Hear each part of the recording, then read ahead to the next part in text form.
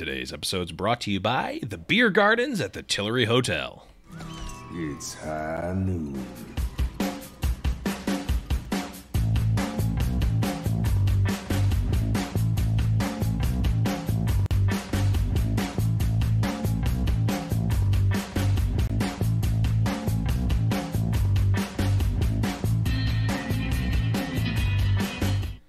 Everyone, and welcome to High Noon Podcast, the competitive Overwatch podcast. I am your host, TheBlevins. With me, as always, is DeathBlow. What's up, buddy?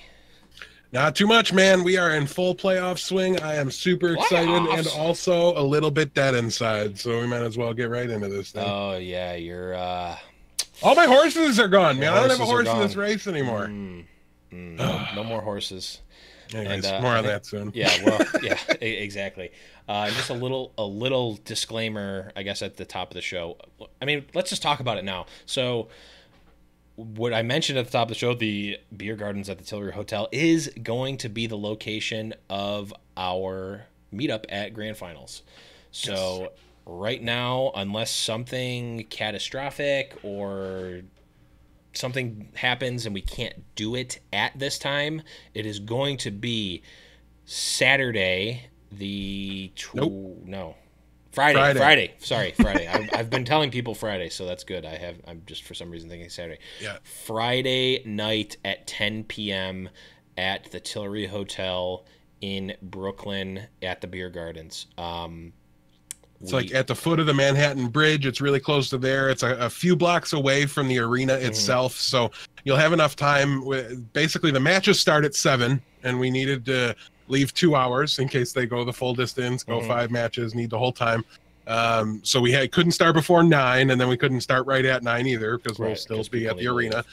So we left a little hour break there. You guys can go out, get some food, do whatever you want to do, find a New York slice, something like that, then head over to the Beer Gardens at the Tillery Hotel. We will be set up there. You'll see beards. When you see beards, you know you're in roughly the right location.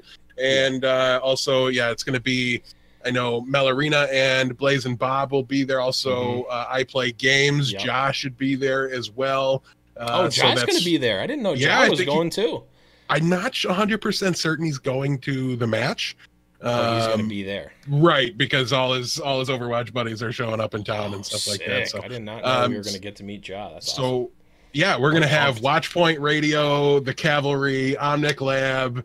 Our recap. Yeah, I'm going to miss shows here, but there's going to be a lot of podcasters there. So if you're a fan of us, if you're a fan of other shows, stop by, come say hello to everybody.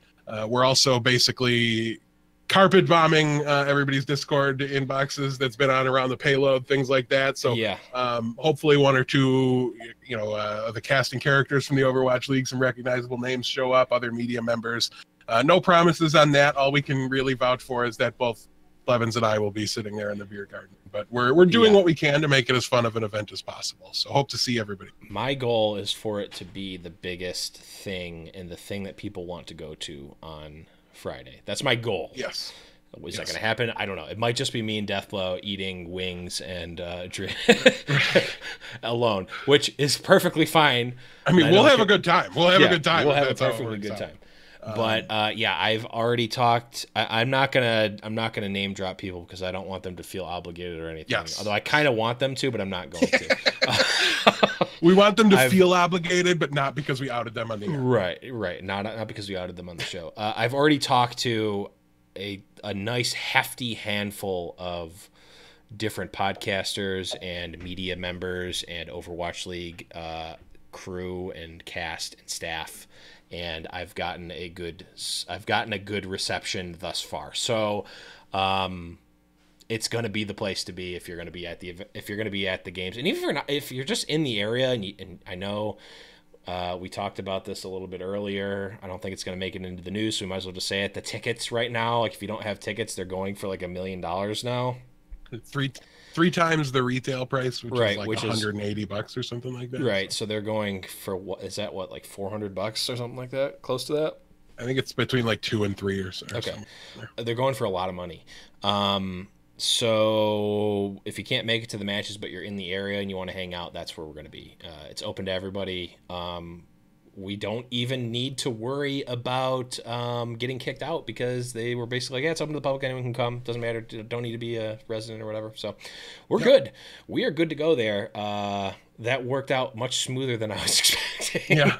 But yeah, that's gonna be sweet. I can't wait for that. I'm super pumped for that. So if you want to get more details, there really aren't more details than that, but if you wanted to stay in touch, join the Discord, discord.me/HighNoonPodcast. We do have a hashtag Grand Finals text channel for people to talk in there and communicate and whatnot. So I think it's going to be a good old time because no lie, I'm playing ladder this week. Right. And all of a sudden, shout outs to Flood, who I bumped into on ladder. And he's like, oh, man, is that the real DeathBlow? I can't wait to meet you in New York. I'm going to the meetup. Don't forget to post it. So, like, I can't even play ladder right now without people talking about this meetup. So if that's any indication, the 75 people that the Tillery Hotel Beer Garden can hold won't be enough. That would be crazy. It should be. Yeah, I want to fill it out. I want to be spilling out into the street. That would be crazy. It would be the best. Yeah, get kicked out, need a hotel to stay at. We get kicked out of the hotel that we're staying. That would be the best problem to have. Although it actually wouldn't be, but thinking about it now, past Blevins, or I guess now present Blevins, says screw you, future Blevins. You can figure it out. You probably can't. But let's go on and talk about what Overwatch, what High Noon Productions has been up to this week. We have a new Blackwatch report out. Of course, every week. They never miss a week. They are ever vigilant with the contenders because contenders just never ends. It's just always ongoing, forever, monotonous, nonstop. Not monotonous, but nonstop. Terrible phrasing. Nonstop there. Around the Payload was off of its summer break this week. We had an awesome episode with Ham Tornado, Volamil, DeathBlow, and Saber Reality. And maybe it's just because we haven't recorded it in a while, but man, that was just a spicy episode. Death, you were actually on it, yeah. It was a really good one. Had a lot of fun as I always do there. It's ATP is one of those things where like I don't do it as much as I could. Because I have so much fun with it, I feel like I want to let other guests do it, so they want to come back, and you know what I mean? Yeah. It is that much fun. But this one was a blast. The ladies brought the heat on the meme question and made me rewrite my answer in the middle of it. Make sure you check that out. It was a really good, very clippable episode with a lot of funny stuff going on. Everyone always messages me, hey, man, make sure you keep the meme question in around the payload. And, like, sometimes I have to cut it because I either don't have a great one or, like, we're running out of time. Like, this one was a little bit longer. This one was, like, an hour 20. But it was a good hour. It was a solid chunk, hour 20. Definitely worth watching there. And then, all things considered, last week had Space on. I think Taco has had some IRL stuff going on, so no new episode there. But I'm sure he's. Poor guy's been sick as a dog. I know. Yeah, he's been real sick. So send well wishes at it's Taco. I think. Right? Yeah, it is Taco. I think. Yeah, it is Taco. Or at Overwatch Score. Send them there. OWLTC show at OWLTC show. Send well wishes to Taco there. Yes. We know for sure that's him. Yes, definitely 100% him. Yeah, we're hoping that he feels better because he's been like, I've really liked that show. I've actually gone back and caught up on those on my daily walks, and those are some good ones. So definitely check that out and hope the best for Taco as the weeks come on. But let's move on here to. Come on. There we go. Overwatch Today, meme of the week. Of course, the meme of the week here, and this one was a pretty funny one because I don't think we even knew at this point that it was going to. Maybe we did know it was happening, but Overwatch League playoffs are on actual TV. They're playing on ABC, Disney, and I believe ESPN has media rights for Overwatch League playoffs. And I'm not going to go any deeper into that because I remember reading something else, but I don't know if it was a confirmed or just speculation. But really big, really awesome thing for Overwatch League to actually be on TV. I had a lot of people reach out to me and be like, oh, man, that's so cool. But what was really funny came from a Twitter status here. And I actually saw a couple of different ones, but I thought they were all in the same vein. I thought it was really funny. This one is from at Abby_Sherlock on Twitter. And the tweet says, all the Disney Overwatch League news got me thinking about the players as early 2000 Disney Channel tween stars. And then it's got a picture of Agilities with the Disney Channel thing. And it says, hey, I'm Brady, Agilities, and you're watching Overwatch League. Smirks and draws mouse overhead. Just, it's like, and I saw one for like Ryu Jae-hong. What was like the same thing, but he's just like just like that. It was like it was like, it looked like it was actually from Disney Channel. It's like, that's so stupid and so silly, which is exactly what we're looking for Also, if by transitive property, like Gaguri, Tracer, Mercy, all the females involved in Overwatch are now Disney princesses. That's just how this works. We didn't make the rules, we just follow them. Zoe is a Disney princess now, too. Well. I'm holding back a joke that I'm just not gonna say because it's not gonna look good on anyone. So I'm just gonna leave it at that. But yeah, really great meme of the week. That's the caliber of stuff we need to keep coming. Keep them coming. Keep them coming. We've been a little bit light on the memes lately. I know you guys are better than that. I know you guys can do better than that. I expect better than that. But this Disney Channel meme, that's primo meme quality. It's primimo.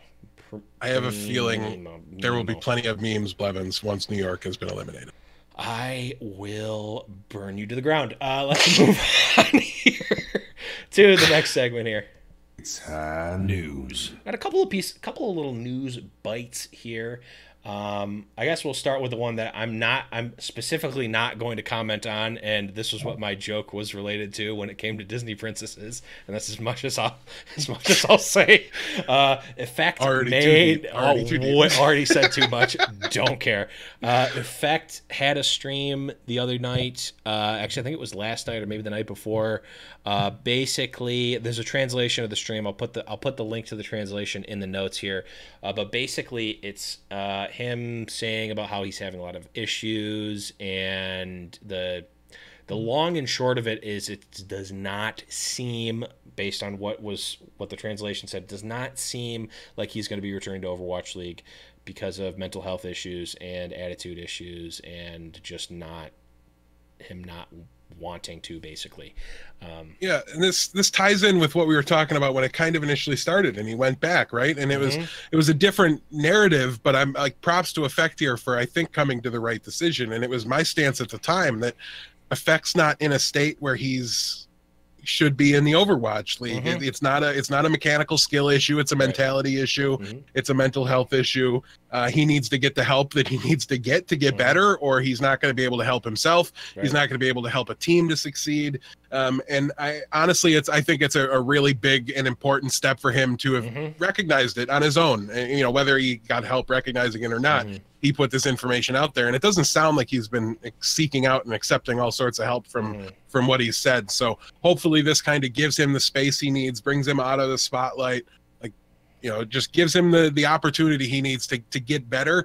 And maybe in a season or two down the line, he'll be feeling in a better space about it, wants to give it another try again. I think he showed more than enough mechanical skill in his time in Overwatch to be given another chance, but it just won't be right away. It doesn't look that way anyways. Nothing official came out of this stream or anything like that, but it does look that way. And it kind of, even if he were to try to come back, I think it would do even more to kind of tell teams that maybe it's not the best signing to make, stuff like that. So we'll keep an eye on that. Hopefully Effect can get everything squared away, get things right, and find his way back into the league, because clearly got the skill to be here, and he put together a lot of highlight reel plays when his time in Dallas. So yeah, and I mean, and his time with Envious before that as well.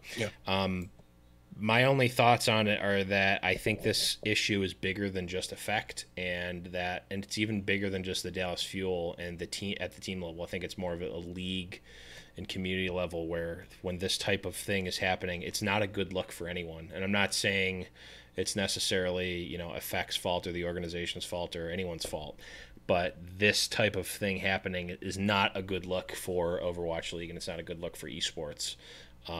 So I think that everyone is incentivized to help him here. And I hope that he does get the help, and I hope it's not just on him, and I even hope it's not just necessarily on the team that he's playing for or, contracted to. So that's all that we will say about that. On a lighter note here, and I'm not 100% sure if this is exactly what we were looking for the whole time or not. I didn't look too deep into it. I also don't know the ins and outs of APIs either, but apparently the Overwatch League stats API is actually out. It's apparently usable. Again, I'm not a programmer or whatever you would need to be able to utilize this in any meaningful way. But apparently you can pull stats and use them magically or however. I'm just showing I'm an idiot here. But you can. You can get out of your own way if you want. I'll explain what it is a little bit. Please help us here. A stats API, and listen, I'm not a database guy. I'm not super well versed in this either, but a little bit better than whatever that just was from Blevins. You knew to use the word database here. Yes, and also I'll know to use the word query. So this gives basically your average everyday individual the ability to query the stats database to find out the information that we've been dying to come at and come across this entire time, this whole season. It's going to be very helpful for things like fantasy. So as the host of Foul Play, I'm ecstatic about this. It should help launch that next season. But one thing it's not like everything's instantly at your fingertips because the API is out. We need, website designers. We need Winston's Lab. We need Over.gg. We need all the people that want to do stats, all the people that aren't in the game yet that want to have stats on their website to come in, design the platform to view it on. And the API is how they query the database to get the information. It hasn't been out, 24 hours yet. We're already seeing websites pop up devoted to it. They're very bare bones because nobody's had time to design anything yet. And honestly, they're so new, we can't even really use all these stats that are out there yet because the websites haven't really been created yet. And like I said, they're being worked on, but we need succinct stats that we can look at, point to, and read off for you guys. Those will be coming hopefully by next week even. I think we might see something a little more polished enough we can start to use. But this is all just phenomenal news. If for no other reason than like the backseat coaching kind of conversations are a whole lot of fun, and it's great to kind of go look up things to support your argument and stuff like that. So it's only a huge improvement. We've been talking about how bad we've wanted this for so long. It looks like it's finally here. I'm really, really excited about it. I can't wait to see it continue to grow and mature. I think I even saw somewhere somebody was like calculating how many bullets per minute the tracers in the league were firing and comparing it. That's supposedly, I haven't gotten deep into it myself yet, but that's supposedly the level of granularity that you're able to search out of the database using this API. I didn't look at those numbers. I don't know that for sure that they're real or anything like that, but hopefully detailed, really fun stats are going to be available to people that aren't on the Overwatch League broadcast and able to get them from Captain Planet. We should hopefully be able to start to use some advanced stats and advanced metrics in our content. You should start to see them in YouTube content everywhere, basically. So be really, really excited about that, even if you're kind of like Blevins and don't really know. Yeah, I just wasn't sure if it was something that could actually be used, and it is and it isn't. So it's like unrefined oil right now. We found the oil well, I think that's what it's called. The oil, I don't know what you call it. I'm not a oil prospector from the turn of the century. But we found the oil well, but you can't do anything with it. So the refineries or the websites are going to be able to refine that oil so that we can drink that delicious, delicious oil. And by oil, I mean stats. I think that analogy works. And by stats, he means G Fuel. I mean, delicious G. I don't have any on me right now. But yeah, so that is really exciting.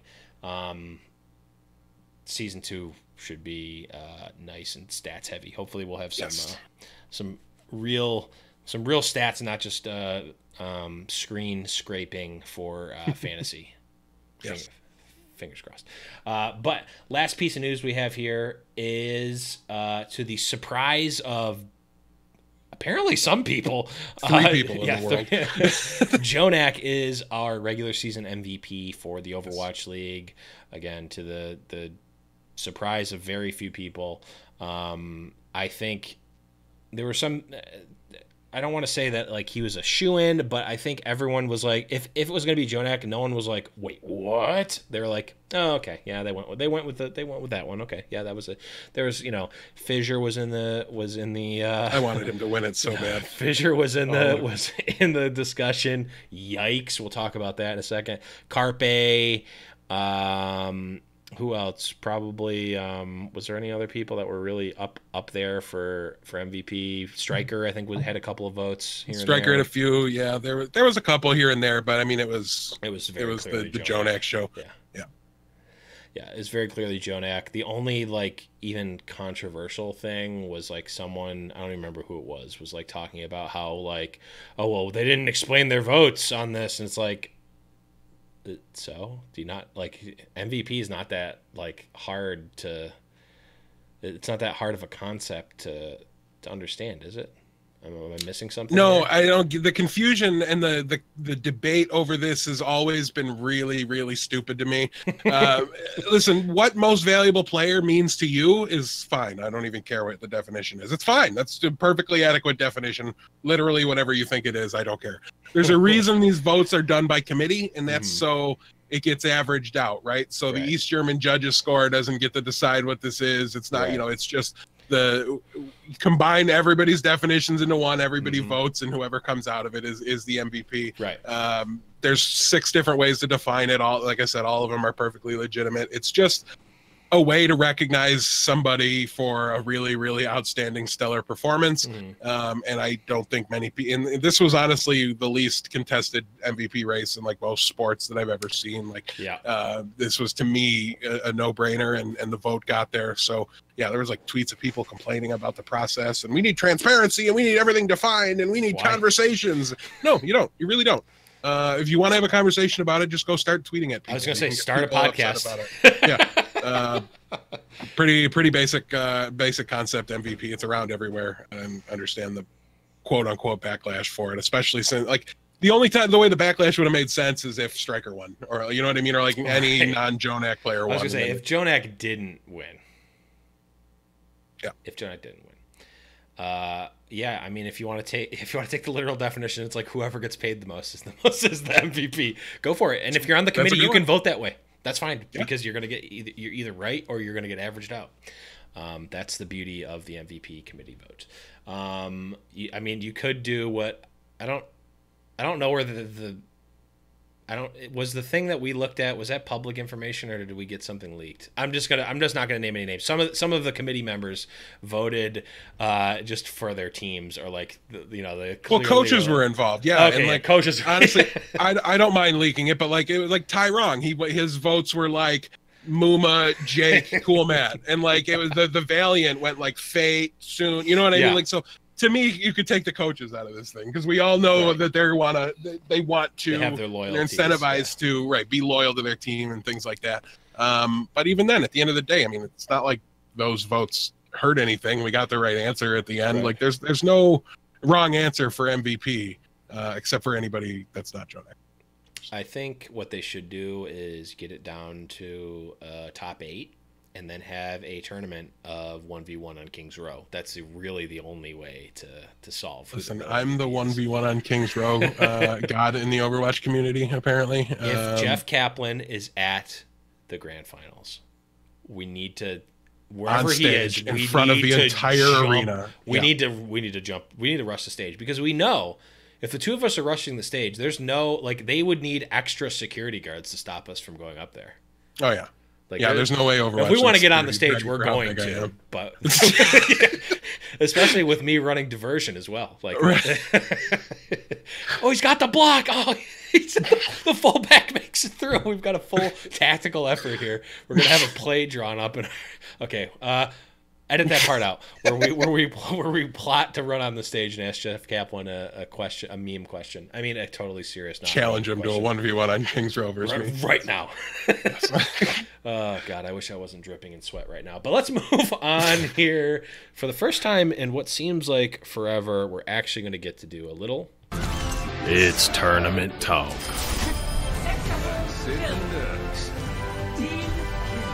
Little bit of tournament talk because we actually had matches go on last week, and I'm going to go through just the score lines here, and then we'll talk about some notes and whatnot for the matches, namely one of them, and we'll go from there. So on Wednesday, Philly started off against Boston. They won 3-1 versus Boston, and remember, these are just straight best of fives, not the normal regular season. I gotta play four. Gotta play four. Once you get 3 wins, you're done.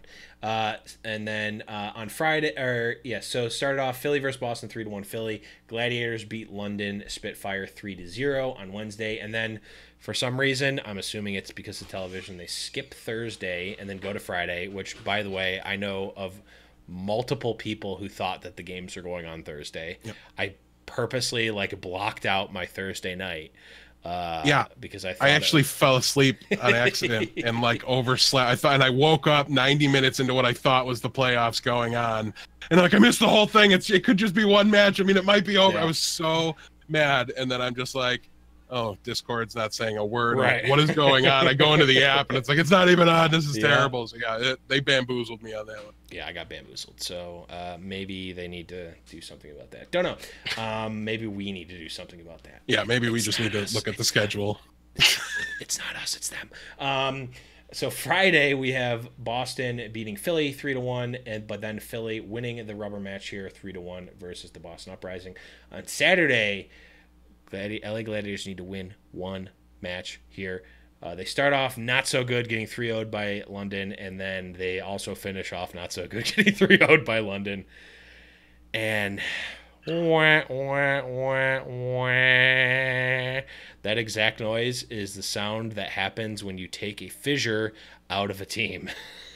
Yeah, so we might as well get into that matchup first. And essentially, we got wind before the match even started, right? Also, shout-outs to the production crew. They're doing a live Watch Point show before every day of the playoffs. Yes. And it's really great, like a pre-show. It's got that feel. You can, hear the crowd. It feels like a pre-show from NFL. I loved the feel, everything about that. I was really, really happy they did that. So make sure you guys block off a little extra time before the matches start this coming week. Make sure you get a chance to watch those. A lot of fun and a lot of entertainment value in those pregame shows. But we found out on that show, essentially, that the Gladiators were not going to be playing Fissure. And I have the statement that they put out about this.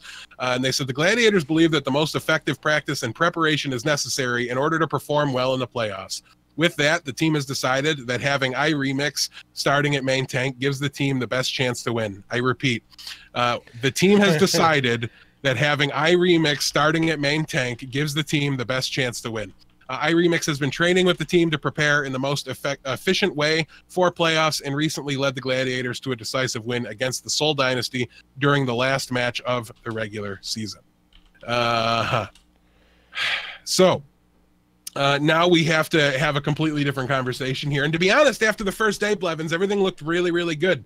They came out with iRemix. They took it to the London Spitfire. Yeah. London didn't seem to have an answer for what the Gladiators were bringing. I really thought it was going to at least work through this matchup.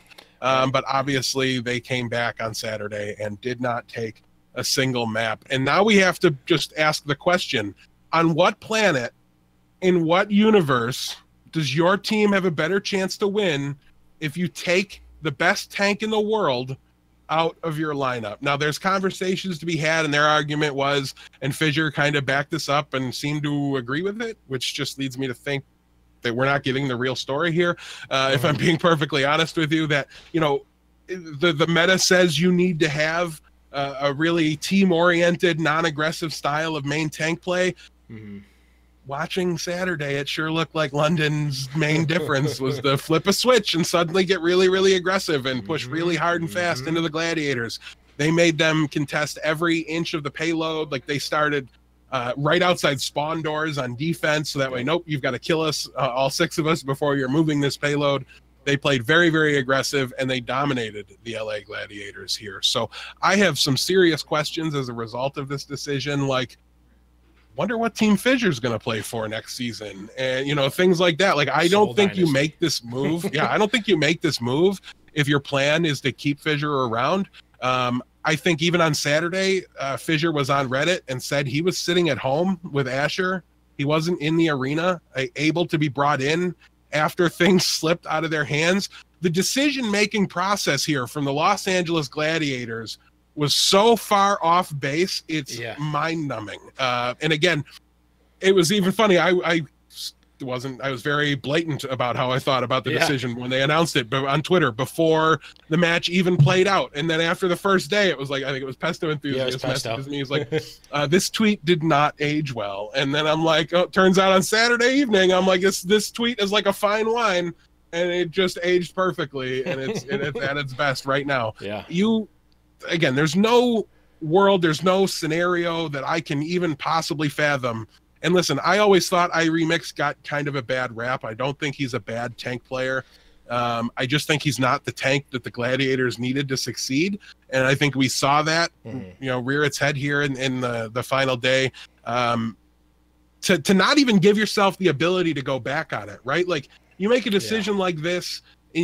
I want every single player. Nobody, if I'm a head coach, a GM, if I'm in charge of an Overwatch League team, you want to stay at home during the playoffs, I will cut you right now. You don't need to be on my roster anymore. Like, you are, like, he essentially left the team before that day even started. You should be there to root them on. You don't know if that's his choice or not.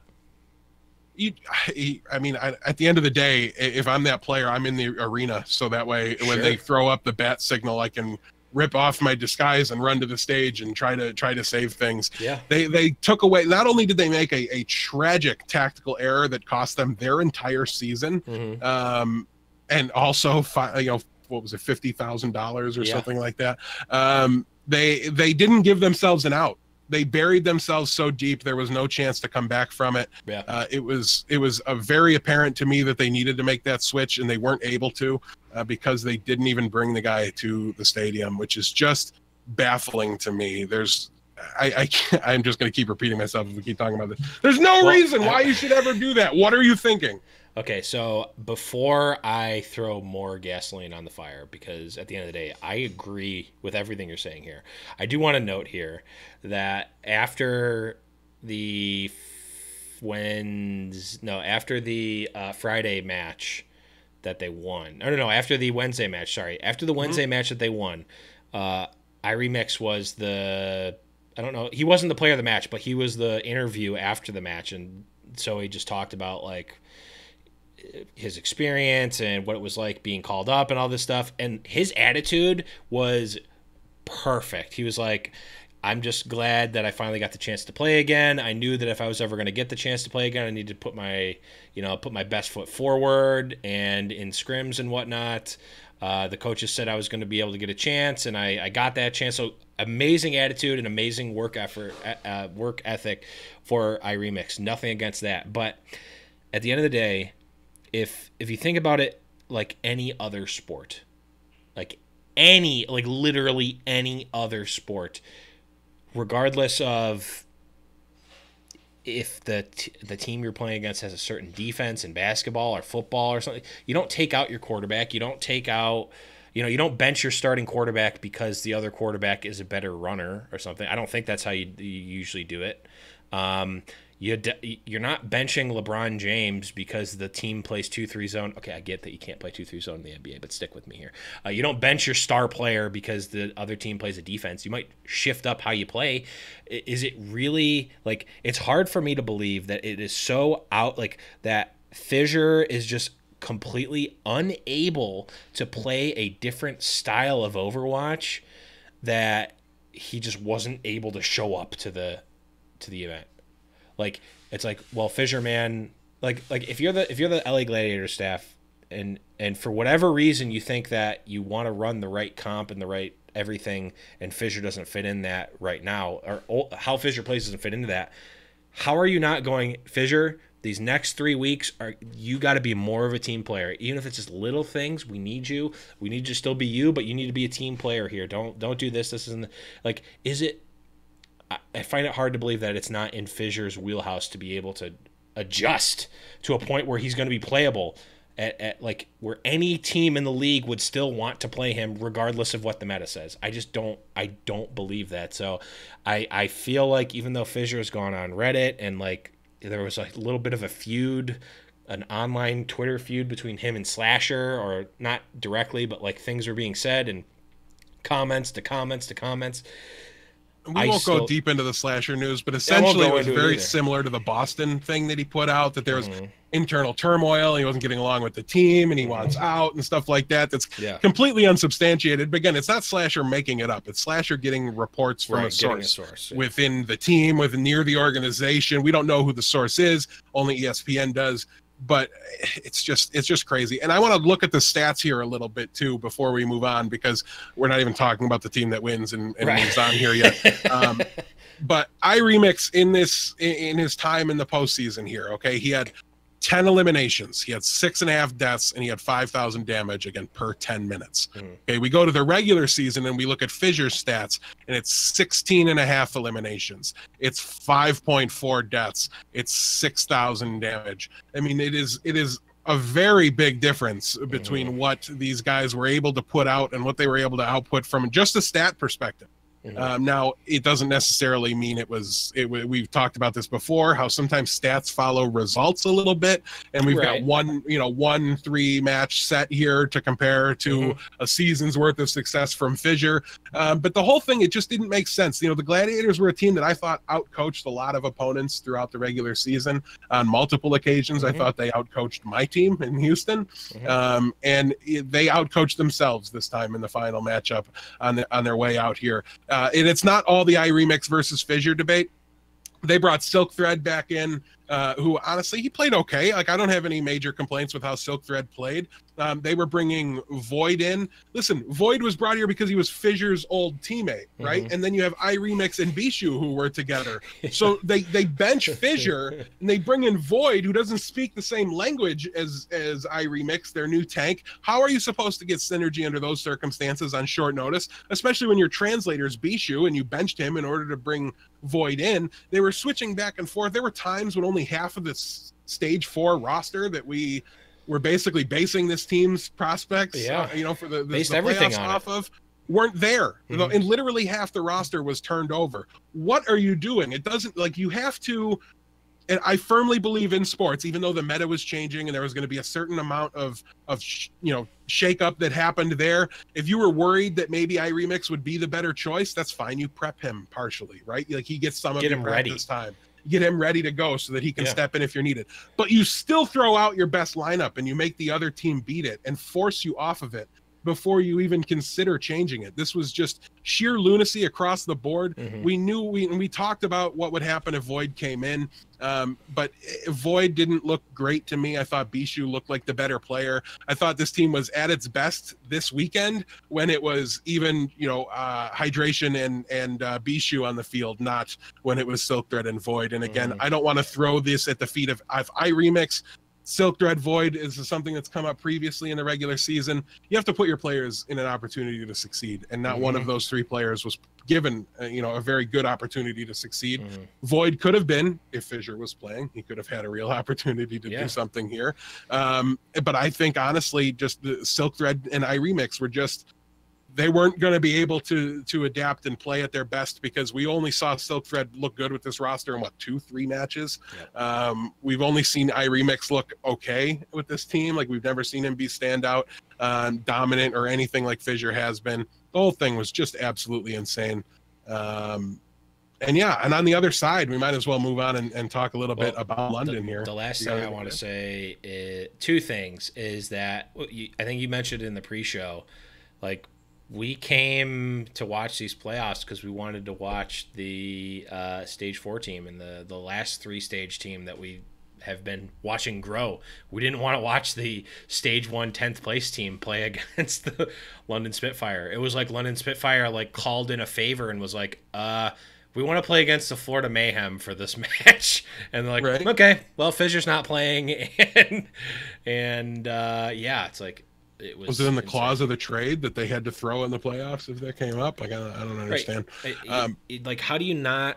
It's just so, it's so frustrating to think about, because like, you give the ball at the end of the game, you give the ball to your best players to finish the game. You put them in the position, put it in their hands. Give your star player the ability to make the play, and if they don't, it's on them, and they grow from it. Or if they do, great, there's their success. They get to go off that, and the team rallies around that. And it was a complete and utter punt on a entire organizational level.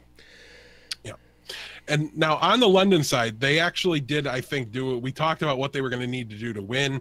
And that was going to be, we were going to need to see them get back to that stage 1 form a little bit, right? And I thought we did see that a little bit. Now, I thought in particular, Birdring was really going to have to stand out and win his positional battle. I'm not sure he did that. You know, his numbers this past weekend were a little bit below. I mean, he died less often, but he had like 2 less kills per 10, and he had about 1,000 less damage per 10. But in particular, I thought the people that really did step up, as we were talking about, was it going to be Nuss or was it going to be Closer? I thought Nuss really looked the superior support player in this set. I thought he did a really, really good job. And very specifically, I think Fury really stood out to me in this set. Now, when we look at his numbers this weekend versus the regular season, he's up 2 eliminations. He was 20 eliminations per 10. He was 18, almost 19 in the regular season. He was, he was down in deaths even. He was at 3.59 in the regular season, 2.86 in the playoffs. His damage was up about 1,000. So he just played really, really well. And honestly, I think gave them the best off-tank play that they've had in a really, really long time since stage 1. I thought he looked really, really good in this meta and on this patch and in this matchup in particular. So I think they really need to see that continue. I think they also need to, they do though, need to get a little bit more of the DPS play back though, right? Like they're getting the tank play back up. They're getting the support play back up. That should give the DPS players all the room, all the space, all the confidence they need to really get back into form. So I did see a little bit from London, right? Like I saw them kind of come back to life a little bit and grow. Also came back from, they were crushed in their first matchup, right? So they went in, they studied that iRemix tape, they came out, evaluated. So I think London's a team to watch and don't think they're out just if they lose the first match in the next, the next round or in the finals. They are the team to me that can go in, take their time off, come up with a new game plan, come back out and really change things up here. We saw them do that. They lost to New York in stage 1 when they then beat them in the finals. They did the same thing to Houston. They lost to Houston in the regular season, beat them when the stage playoffs came around. So they're a team that's been known to be better when they play you a second time in short succession in one meta. They adapt and they react better than a lot of teams do. So that's really what I took from London, was that they were given a new puzzle. They were given a very big wrench. They didn't react to it well immediately, but they figured it out. They came back, and their support and their tank play looked a whole lot better. So congratulations to London and their fans as they move on now to the semifinals. All I want to say about that is that that's exactly what I said that they were going to do in the last few episodes, is that they were the team, even when they were GC Busan, that they take the tape. That's how they beat Lunatic High in Apex. They went back and they did the run back, and they win the run back, which is very unsettling for teams going against them, because this is basically this is exactly what London needs. That's just plays to their strength, because they're able to adapt and adjust so well. So it's going to be extremely tough for a team even like NYXL to come out and beat London and then not be ready for their shift, because that London is going to be changing up their strategies and warping their strategies based on what you're doing. So you need to it's that mental chess where it's okay, are they going to go here based on what we did, or are they going to do this? Are they going to go level 1 or level 2 or level 3, or what level are you on? And it seems like London has been able to get to that point. I really that's why they were my dark horse, man. They were my dark horse to come through this, and it's scary because for that reason alone, that this format is just so conducive for them. In the regular season, you play a team once, and then you don't play them for another stage unless you play them in the playoffs. So London gets one chance during the regular season, but now it's basically built for them. So Yeah, and everybody talks about, well, like, when, I mean, nobody can beat New York because it's best 2 out of 3 matches, right? Like, consistency matters so much. Does it? Because I don't know. Like, we've seen enough from London now where maybe that's true, that format helps them against the other 2 teams that are in the running here. I'm not 100% sure that helps them in every matchup, especially this one. So yeah, a really, really fun, interesting matchup. Full of just haymakers. I mean, both sides got to land some punches there. Also, props to the Gladiators for one of the coolest, if not the hands down coolest plays we've seen in Overwatch League so far. The delayed Surefour spawn widow flank, or whatever you want to call it, the bait and switch, or whatever. We need a good name for it, or something. But yeah, it was honestly just phenomenal. They basically, if you didn't see it, rotated their entire team. They left Surefour and spawn, first of all, on Brigitte, and then sent their entire Deathball composition all the way around King's Row, like through halfway through the streets phase. They go up the stairs behind them, get the defense to completely turn around, as you're supposed to do if you're a defense there, right? You're supposed to turn around and play the attacker's spawn, right? And just put your back line there and put your front line like you're attacking the point and just running up the middle. So they did well, but what they didn't do was track Surefour and know that he wasn't with them on that long flank. He stayed in spawn, popped out when they jumped down from the window, gets a kill on the opposing Widowmaker, then the opposing Mercy, and the team fight just gets rolled. It was absolutely one of the most hype and fun plays I've seen in Overwatch. So big thank you for that, Gladiators. The one thing you did right. I want to see more of that. Also, I think Gladiators had their own intro music when they were being announced. Oh, everyone had their own intro? Yeah. I just didn't notice it for the other ones, apparently. Yeah. Man, I was listening to that match. I think it was it was LA versus London, one of the matches in the car, and I was like doing the announcing voices myself. I'm like, man, I want to do this so bad. But yeah, so that was that match. I mean, compared to the London versus Gladiators match, Philly versus Boston just doesn't seem like it has that much pizzazz to it. A way better match, though. I mean, definitely. In all honesty, definitely better match. It didn't have the hype. It didn't have the drama to it that comes from the just really super questionable coaching and management decisions from the other one. But yeah, so we had Philly and Boston. They go 3-1 Philly on the first day. Then Boston does come back and take it. You know, we talked about how this one wasn't set in stone. Everybody really just wanted to think Boston was done, but when you started looking at it, it didn't add up. And we got to see a really good round here. Every single one of these matches went 3-1. They did go. I love that both of them went into the third match as well. I thought that was really exciting. They're not all going to go that way, but we didn't have any really short days or anything like that when we were watching, which was great. Especially on that first weekend, I wanted it to be really hype and go the distance. We thought we had some questionable start-sit decisions here as well, as Dayfly came out on the first match for Neptuno. Hotba was out there as well, and they did some switching with Poco. I don't know that was in the same vein, but I thought they were just the best Mercy in the league, or at least my number one Mercy. Wasn't Hotba playing Tracer or something weird? They had a pocket strat where he was on Tracer for a minute. But yeah, nothing. That was just like doing something they don't expect. When you're fully capable of switching, it wasn't like anything super, super crazy. But yeah, in particular, though, Neptuno was not benched or anything like that. He was sick. The guy's got like tonsillitis, I think it was. He's got like multiple illnesses. He was in a bad way. So hopefully he can get himself squared away and get healthy in time for this weekend. But I guess one thing that makes you feel a little bit better is watching your team lose without you. You know, all of a sudden, if he watched one match and he goes to the coach and he says, "Put me out there, I can go." Like Fissure should have done. Well, he was too busy agreeing with them that he needed to be the one to sit. Kidney stones too, apparently. But, yeah. Anyway, so yeah, Neptuno got out there, played really, really well. Turns out he was the X Factor, Blevins, not Kellex. Who would have known? But yeah, so it was a really great match there. We did see a lot of rotation from Philadelphia, like you were talking about with their tank play. No Fraggy, which okay, but we did see a good amount of Hotba with Sato, and then we saw Poco with Sato. And I've got to say, I'm still not sold that Fraggy Poco is not correct. because I haven't seen a lot of Sato and Poco together, but they did look really good, and I thought they looked considerably better than they do when Hotba's out there.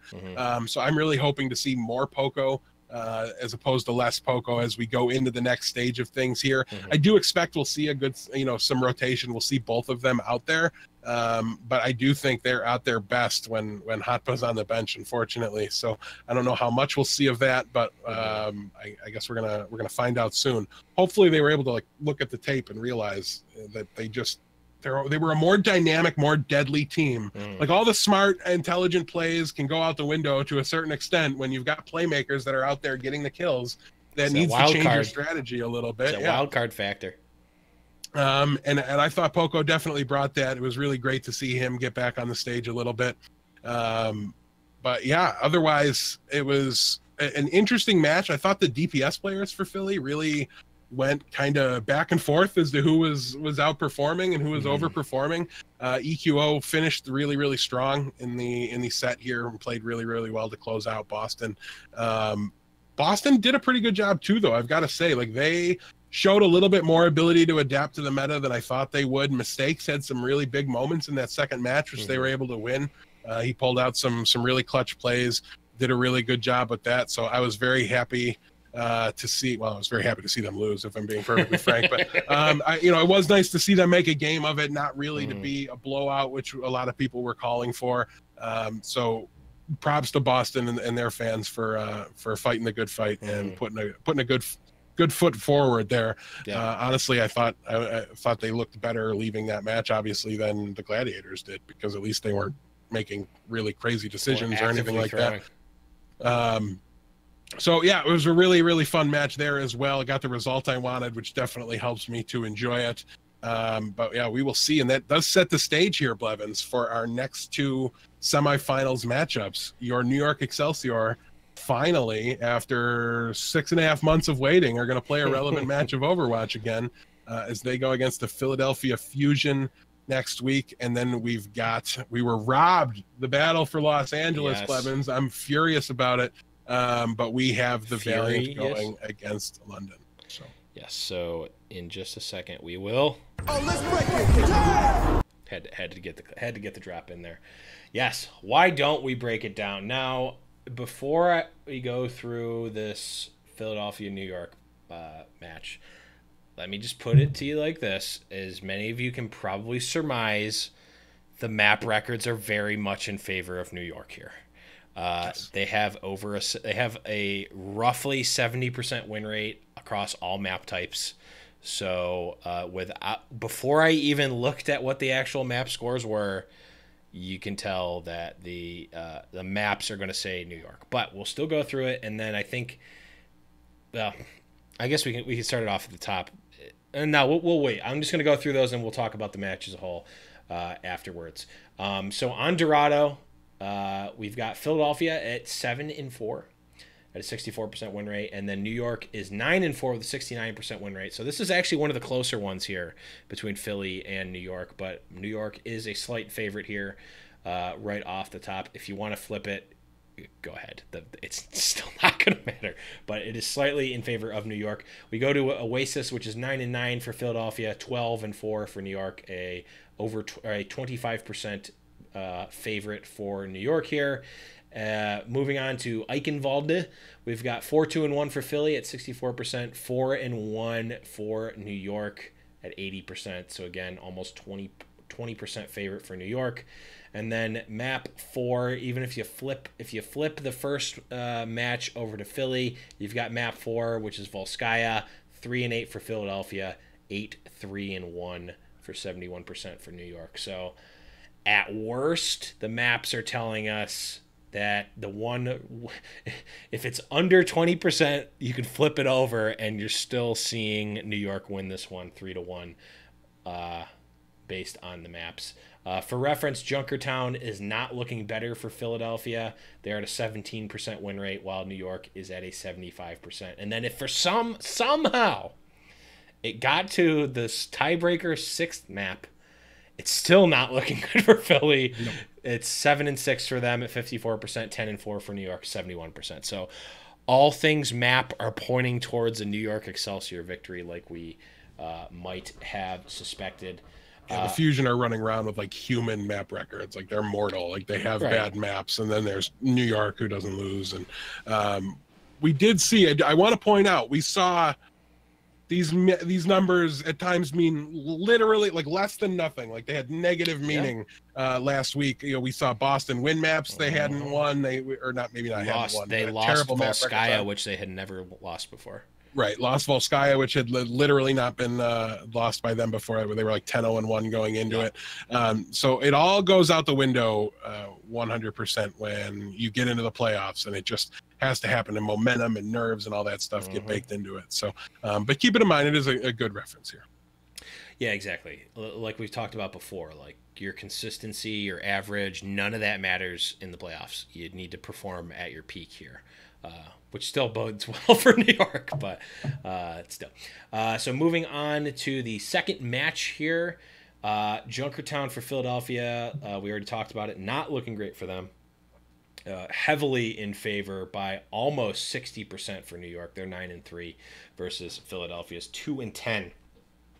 So New York starting off strong here. Now we go to Lijiang Tower, and this is the only map in the entire series that is strongly favored to Philadelphia. They're 12-5 at 71%, and then we go to Philadelphia. We go to New York, which only has a 40% win rate at 6-9. So Lijiang is the chance for Philadelphia to really get something going. We move on to Kings Row. Philly not the best on this map. 5-6 for 45%. New York 10-1 at 91%. Again, unreal numbers for New York, and a still not very good record for Philly there. So probably not flipping that one. We move on to Hanamura, 64% win rate for Philly at 9-5, and then 9-0-2 for New York, 91%. Again, inhuman. And for what it's worth, Hanamura not a bad map for Philly. Just New York is New York, so it's not favored. And then even if it went to this map 5, we've got actually if it does actually go to map 5, it's another one of the one of the closest ones. We've got a 7-4 record for Philadelphia at 64%, and then 9-4 for New York at 69%. So I mean, stranger things have happened. Philly has beaten New York on, obviously maps that they were favored on because they hadn't lost at that point. So take the map records with a grain of salt, but also keep in mind that Philly is going to have to flip a lot of these maps in order to have a chance here at every stage. Basically every single step of the match, they are going to be behind, scrounging their way up. So, but that is the Philadelphia way. But so not really too much more analysis to go into on the map side, again, because it's like looking at Watson versus IBM's Watson versus like a normal human playing chess. It's not gonna look great. Something to keep in mind though, in the match where the Fusion beat New York in the regular season, the maps they won were Temple of Anubis, not in the pool, and then Dorado and Lijiang Tower, which were in the pool, and that went to 5 there. The maps New York won at that time are not in this pool. It was Ilios and Numbani. So some of the maps they've proven to be able to get the better of New York on are in this pool. It is definitely within striking distance. Like there's that puncher's chance, that kind of cliche phrase. Philly definitely still applies here. We've talked about it. They're one of the teams that have shown the upward capabilities in the throes of the Philly inconsistency that they've had all season long. Their highs are high enough to be able to take down New York. We've already seen it, so definitely worth keeping an eye on. But there's some other factors here as we move on in this discussion a little bit, Blevins, that are a little bit more eye-raising than the map records here. So we're going to move into the positional battles, and we're going to talk about some DPS players here. So the first bit of conversation, we're going to do Carpe versus SBB/Pine. We don't know what the Pine strategy is going to be. No we idea. Just know there's going to be a Pine strategy. Well, and we know there could be a Pine strategy at least. It's got to be. You don't use them that much in the regular. So to me, there's going to be at least one map where it's going to be a Pine specialist. Just like I thought there was going to be at least one map we'd see Fissure. Well, yeah, I don't have anything for that. Hopefully Wizard Young learned his lesson through the Gladiators here. But looking at things for Carpe, we have got 18.37 eliminations. That compares to Pine's 16.3 and 18.7. So really right on pace with both of those guys. Whichever one of them's in the Widow battle, Carpe is absolutely disgusting on Widowmaker, can stand toe-to-toe with anybody in this league. And when we look at his deaths, it really stands out to me. He's actually winning here, Carpe is. 4.18 for him. We've got 6.5 for the poorly positioned Pine sniper specialist. And then SBB is right there, very close to Carpe here. He's got 4.39. It's worth noting, I'm just going to give the numbers for Libero are similar. Now that's all heroes combined for all these guys. So that's SBB's tracer numbers, everything. This isn't a Widow battle conversation. This is just an overall DPS battle. So I think it's actually a little closer to even when we start talking about the Widow battle in particular. On the damage side of things, Carpe is on the losing end here. He's getting 6.7k to the 7.3 and 7.5 or 7.4 of Pine and SBB respectively. Carpe's out healing him though. That Brigitte time's putting in some work. Now when we talk about these numbers too, I want to say we're talking about Carpe's numbers last weekend in the playoffs in this meta. We're giving you the best numbers we have for him. We don't have those numbers on the NYXL guys or the Valiant guys. So we're giving you whole season overall per 10 numbers for these guys. It's not the best way of doing things, but since they changed the stats on the website, it's the best way that we have to do it right now. And we can't even isolate stage 4 or anything like that anymore. So it's a little bit rougher than it was before. They're a little less even footing, these stats are, but nonetheless I think they do a pretty decent job of showing that at least Carpe's in this. To me, that positional battle is a push and pure stats. The one thing I do want to say though, it's got to be really difficult from Carpe's perspective to prepare for 3 different Widowmakers, probably just 2. But he needs that. One thing, Linkser put out an article not too long ago talking about, and in the Carpe battle, in the final week, how Kai sat down with him and they were going through like, Carpe likes to stand here on this map. He's going to use this sightline, this sightline. So Linkser knew where to look for him. Well, that kind of work for Carpe to do is now doubled for this week because he's got to worry about Pine's positioning on these maps. He's got to worry about SBB's. Well, does he have to worry about Pine's positioning, or no? It's going to be right in front of him, or right behind him. Doesn't matter if Pine hits the shots. We know everybody's going to die.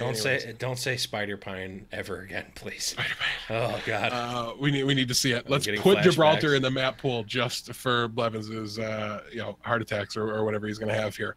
I'm going to be at the beer garden real early. This is a case where I think the Swiss arm, like the fact that New York is able to switch and get such drastic playstyle differences from the 2 different Widowmakers, I think is really going to make things very, very difficult here. So I would be very tempted otherwise if this was just Carpe versus Pine or Carpe versus SBB. I would call this probably a push. I'm going to put this positional battle in the favor of NYXL here, despite Carpe out healing both of these players combined, just because he's got the extra work to do.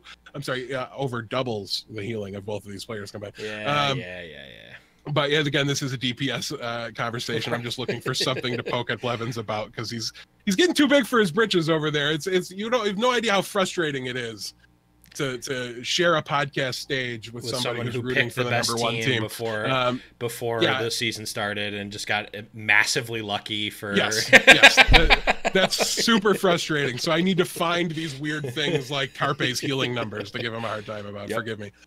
So yeah, I'm gonna give this one, it's slight. Like I think Carpe has the chance, the skill, everything he needs is at his disposal to be able to take this positional battle, but it's really close. But I'm gonna give the slight edge to New York just because they're kind of able to do that switcheroo and keep Carpe on his toes and just do all these things. Hopefully we see that plan come to fruition. But anything to add here on this particular position? I mean, obviously I'm picking NYXL here. I'm picking Pine and I'm picking SBB here. The one thing that worries me about this matchup specifically is that New York has not done very well when they get wrecked or they get ripped real hard, really early and really quickly. They are not great at coming back. They're much better at maintaining aggression and being aggressive. But when they are aggressed on, and they fall behind and they need to do something right at the end, they're generally not at their best. So I've talked about wow factor and wild card factor for these whole playoffs. It's just how the playoffs are. I believe Carpe is one of the top players to be able to have that sort of ability to just be like, all right, like the Kobe factor where the ball's going in his hands, he's taking the shot, he's making the play, win or lose, it's on his back. Carpe is one of those players that has that ability.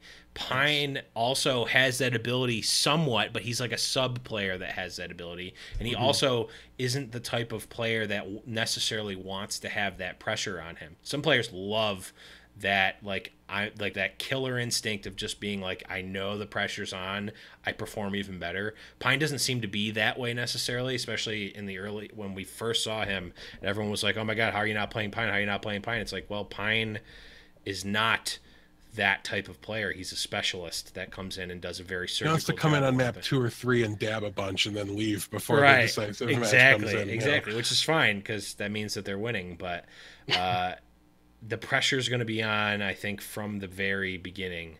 And if Philly gets out ahead, I start to worry, for sure. Yeah, definitely. And another thing I want to say here too, we've talked a little bit ad nauseum about this leading up to it, and during the whole end of stage 4 conversation with New York. We still remember that they've been sandbagging and haven't played in months, and haven't had a relevant match in a while. If that's going to be a factor, that's going to be a factor, and all these positional battles and all these maps aren't going to make a difference. New York will either fall flat on their face as a result of it, or not. We will not notice anything whatsoever. So for the sake of these conversations, we're not going to be mentioning it every time. It's certainly possible that there's some slow starts or something like that happens as a result of the break, but until we see it, just know it's possible. But yeah, we're not going to beat a dead horse on that. But moving on here, so we're both giving the first DPS battle here to the NYXL. We've got EQO versus Libero, and we're going to be moving pretty quickly through these because there's a whole other match for us to get through. It's going to be a long episode today. But yeah, EQO versus Libero. This one is probably the surprise of all the stat conversations that we're going to be having today. Across the board, with really one exception, it looks like EQO is getting the better of this, statistically speaking. And again, this is playoffs only for EQO, entire season for Libero. But we've got 18.9 eliminations per 10 for EQO versus 16.2 or maybe 18.2. It's really hard to see. I don't know. Looks like 16 on my screen. Okay, it is a 16. Perfect. So that is a stat clearly in favor of EQO there by a good margin. As far as deaths are concerned, Libero's getting the better there. It's 5.6 to 6.2 for EQO. Now on the damage side of things, this is another one. This is EQO territory. 9,401 damage per 10 to 7,852 for Libero. Now the one thing to say here is EQO's got a whole lot of Hanzo playtime. In these new numbers. Hanzo. And new Hanzo. New Hanzo is a consistent damage outputting machine. And I do, despite all these numbers, knowing that Libero is supposed to be the Hanzo player, I'm going to give this positional battle here to Libero and just realize I've done this all season long. I'm not going to change now. When I have preconceived notions going into the league, going into a matchup, I'm not wrong until I'm wrong, okay? And that's, just because somebody else looked better than we expected, and EQO did, he looked really, really good this past weekend. When we all thought Libero was going to be the best Hanzo in the world going into this patch and into this meta, we have to assume that that's true until somebody beats him, right? Prove me wrong. If after the first week EQO has beaten up Libero and gotten the better of the Hanzo play, then that's when I'll consider it. But not until then. We have to see Libero at least play on this patch once before we can possibly consider, I think, EQO to be the superior Hanzo player. So I doubt you have anything to add because Libero is supposed to be this Hanzo god. But yeah, I think we're both going to be giving this one here to. I think Libero of all the players on NYXL is probably, with maybe, well, not even Arc, maybe Jonak too. I think Libero of all the players on NYXL is the most even keeled and able to keep things calm, even though he might not necessarily be the person that is shot calling or even necessarily leading the team. I think that he has the most consistent performances, and I think that this new Hanzo, man, we've already seen it. We weren't necessarily sure that the new Hanzo was going to be hyper impactful, and it was. It was very much It so. very much was. So I think, and I mean, for what it's worth, EQO was very, very good on that Hanzo. I imagine one of the surprises of the weekend. I expected him to be pretty good. I didn't expect him to be quite that good. I mean, he was really, really stand out in his performance on the Hanzo. But again, that's Libero we're talking about. It is Libero we're talking about, and I'm just hoping that Janice doesn't feed EQO too much all-charge. That's really all I'm hoping here. But yeah, I'm 100% giving it to Libero. I'm giving it to Libero over everybody. All right, so moving on here, we're going into the tank discussion, and we're going to start out with Sato versus Mono. It's worth noting Janice could be a factor here. He usually has been for the NYXL. He always gets his maps. Always, yeah, at least one map in every map pool, or at least one game mode, I should say. It's not even single map specific. Yeah. It's like every stage, every meta, Janice seems to have one game mode. New York seems to be shakier on that game mode. It's so weird how that works out. But yeah, coincidence, I swear. We're going to look specifically at Mono here because the playtime will be dominant in Mono's favor. I can't imagine a Gladiators like decision here to make a wholesale switch. I don't think Blevins could handle it, so we won't I'd go right to the beer garden. that. I'd go right to the beer garden. Wouldn't even go to the match. You just see me all washed up like Barney Gumble at the beer garden when you guys show up. It would be the best. But yeah, so looking at the stats here, when we look at Sato, his eliminations here are 17.4, and that is to Mono's 16.5. Deaths are a little higher on the Sato side, 6.3 to 5 even-ish for Mono. On the damage side, these guys are basically right there next to each other, 5.1 to 5.4 thousand damage, slightly in favor of Sato. So the numbers here, Blevins, do suggest a very slight advantage, I think, to the Philadelphia Fusion main tank. And I've got to say, I'm a little bit torn on this one. Because like I said, I don't think the Sato Hotba lineup is the correct answer here for the Philadelphia Fusion.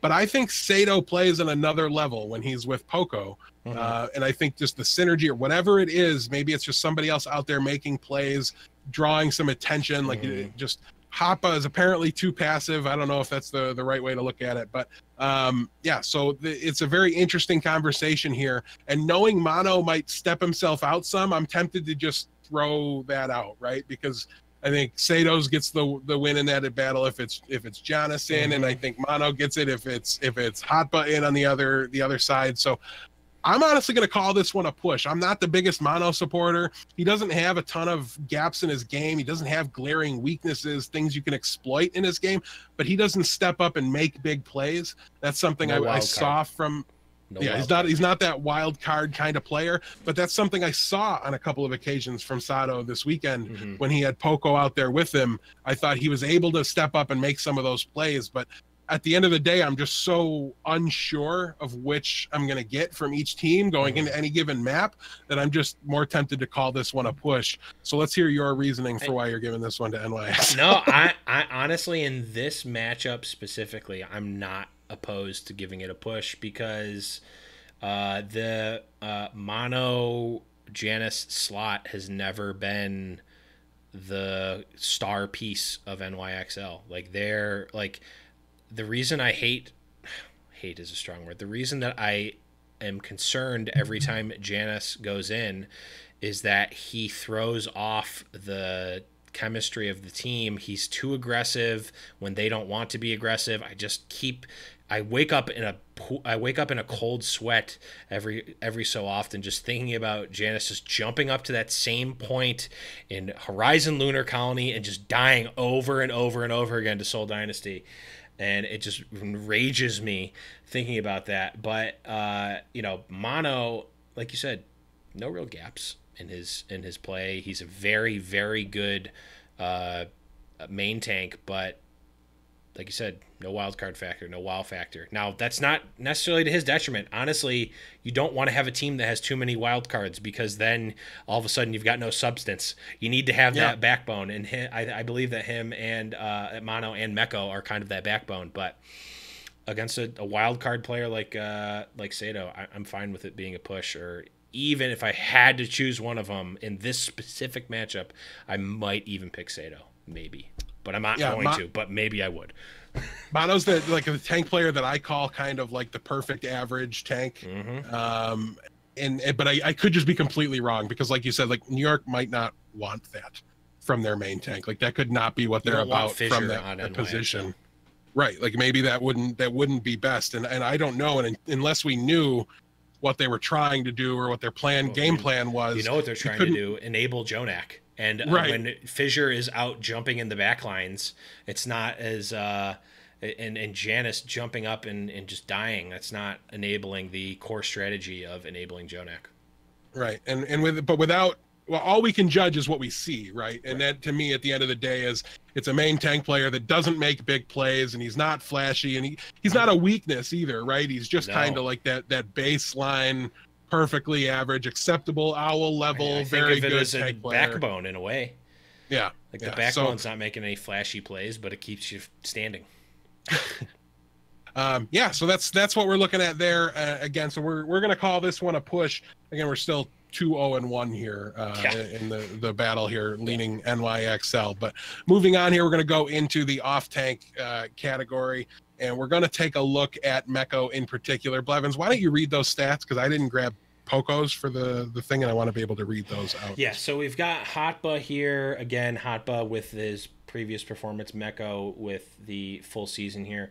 At Elims, we've got Hotba with just over 20, Meko at a little over 18, so a little bit in favor of Hotba here. Deaths, we've got just about even, 4.3 for Hotba, 4.1 for Meko. Damage here, we've got, it looks, I need to zoom in real quick. My eyes are deceiving me here. Okay, no, they're not. Damage, we have just about equal again. Hotba at 6.5k, Meko 6.9 or so K, so really close there. Man, this matchup is on that stat side is a lot more of a push than I would have expected it to be going into it. And when we look at Poco's numbers here for eliminations, it's 21.16. For deaths, it's only 3.13. Wow. And for damage, it is 5,009. So about 6,000 even. So he's a little behind in damage, but the guy doesn't die. And on Zarya, that's so important to maintain charge from fight to fight. It makes a huge difference in how often you're building gravitons, things like that. So a very, very important stat here. Listen, it's so hard to say. Because I really do think Meko might be the best off tank in the world. Like he's right there in that conversation. Yeah. And I just don't feel like we've seen a good show, like a fair showing from Poco. Like he started the season and he was there. I guess we did, right? And he kind of dropped off a little bit at the end. He got his shot at the beginning because no one knew who he was, and then he came out week one. Literally week one was amazing. Remember, everyone picked him up in fantasy, and then he just kind of faded away. But his Zarya seems to be such a game changer, and we don't have an extensive set of stats on that in particular. So I do think there's some serious opportunity here. If Hoppa would just stay on the bench for a little bit more and Poco were to stay out there, I think this would be closer to even and closer to push territory. Yeah. But again, Meko to me he's not the aggressive style diva, right? But he does make plays on occasion. Obviously he's got the self-destruct. I haven't seen a ton of him on Zarya, and I'm not sure I'm super confident on that. Yeah. But I have to assume the guy can do it, or there'd probably be a Zarya specialist somewhere on this roster. Pine Zarya. Right. I mean, something Libero can probably play Zarya. Libero certainly can, but they might need him for other things, I have a feeling. So, yeah, I don't know. This one's really interesting, but at the end of the day, this is one of those things. Like, if you want to prove to me that you're better than Meko, there's only a handful of players that I would even consider it being close. And I don't know. Hotpa's definitely not one of them. And Poco hasn't put enough of a highlight reel. He hasn't had consistent enough play throughout the course of the league here so far to really want to give him an edge. So I'm going to give an edge to Meko here, but like you said, looking at the stats, closer than you'd think. Yeah, I agree. I'm certainly giving it to Meko.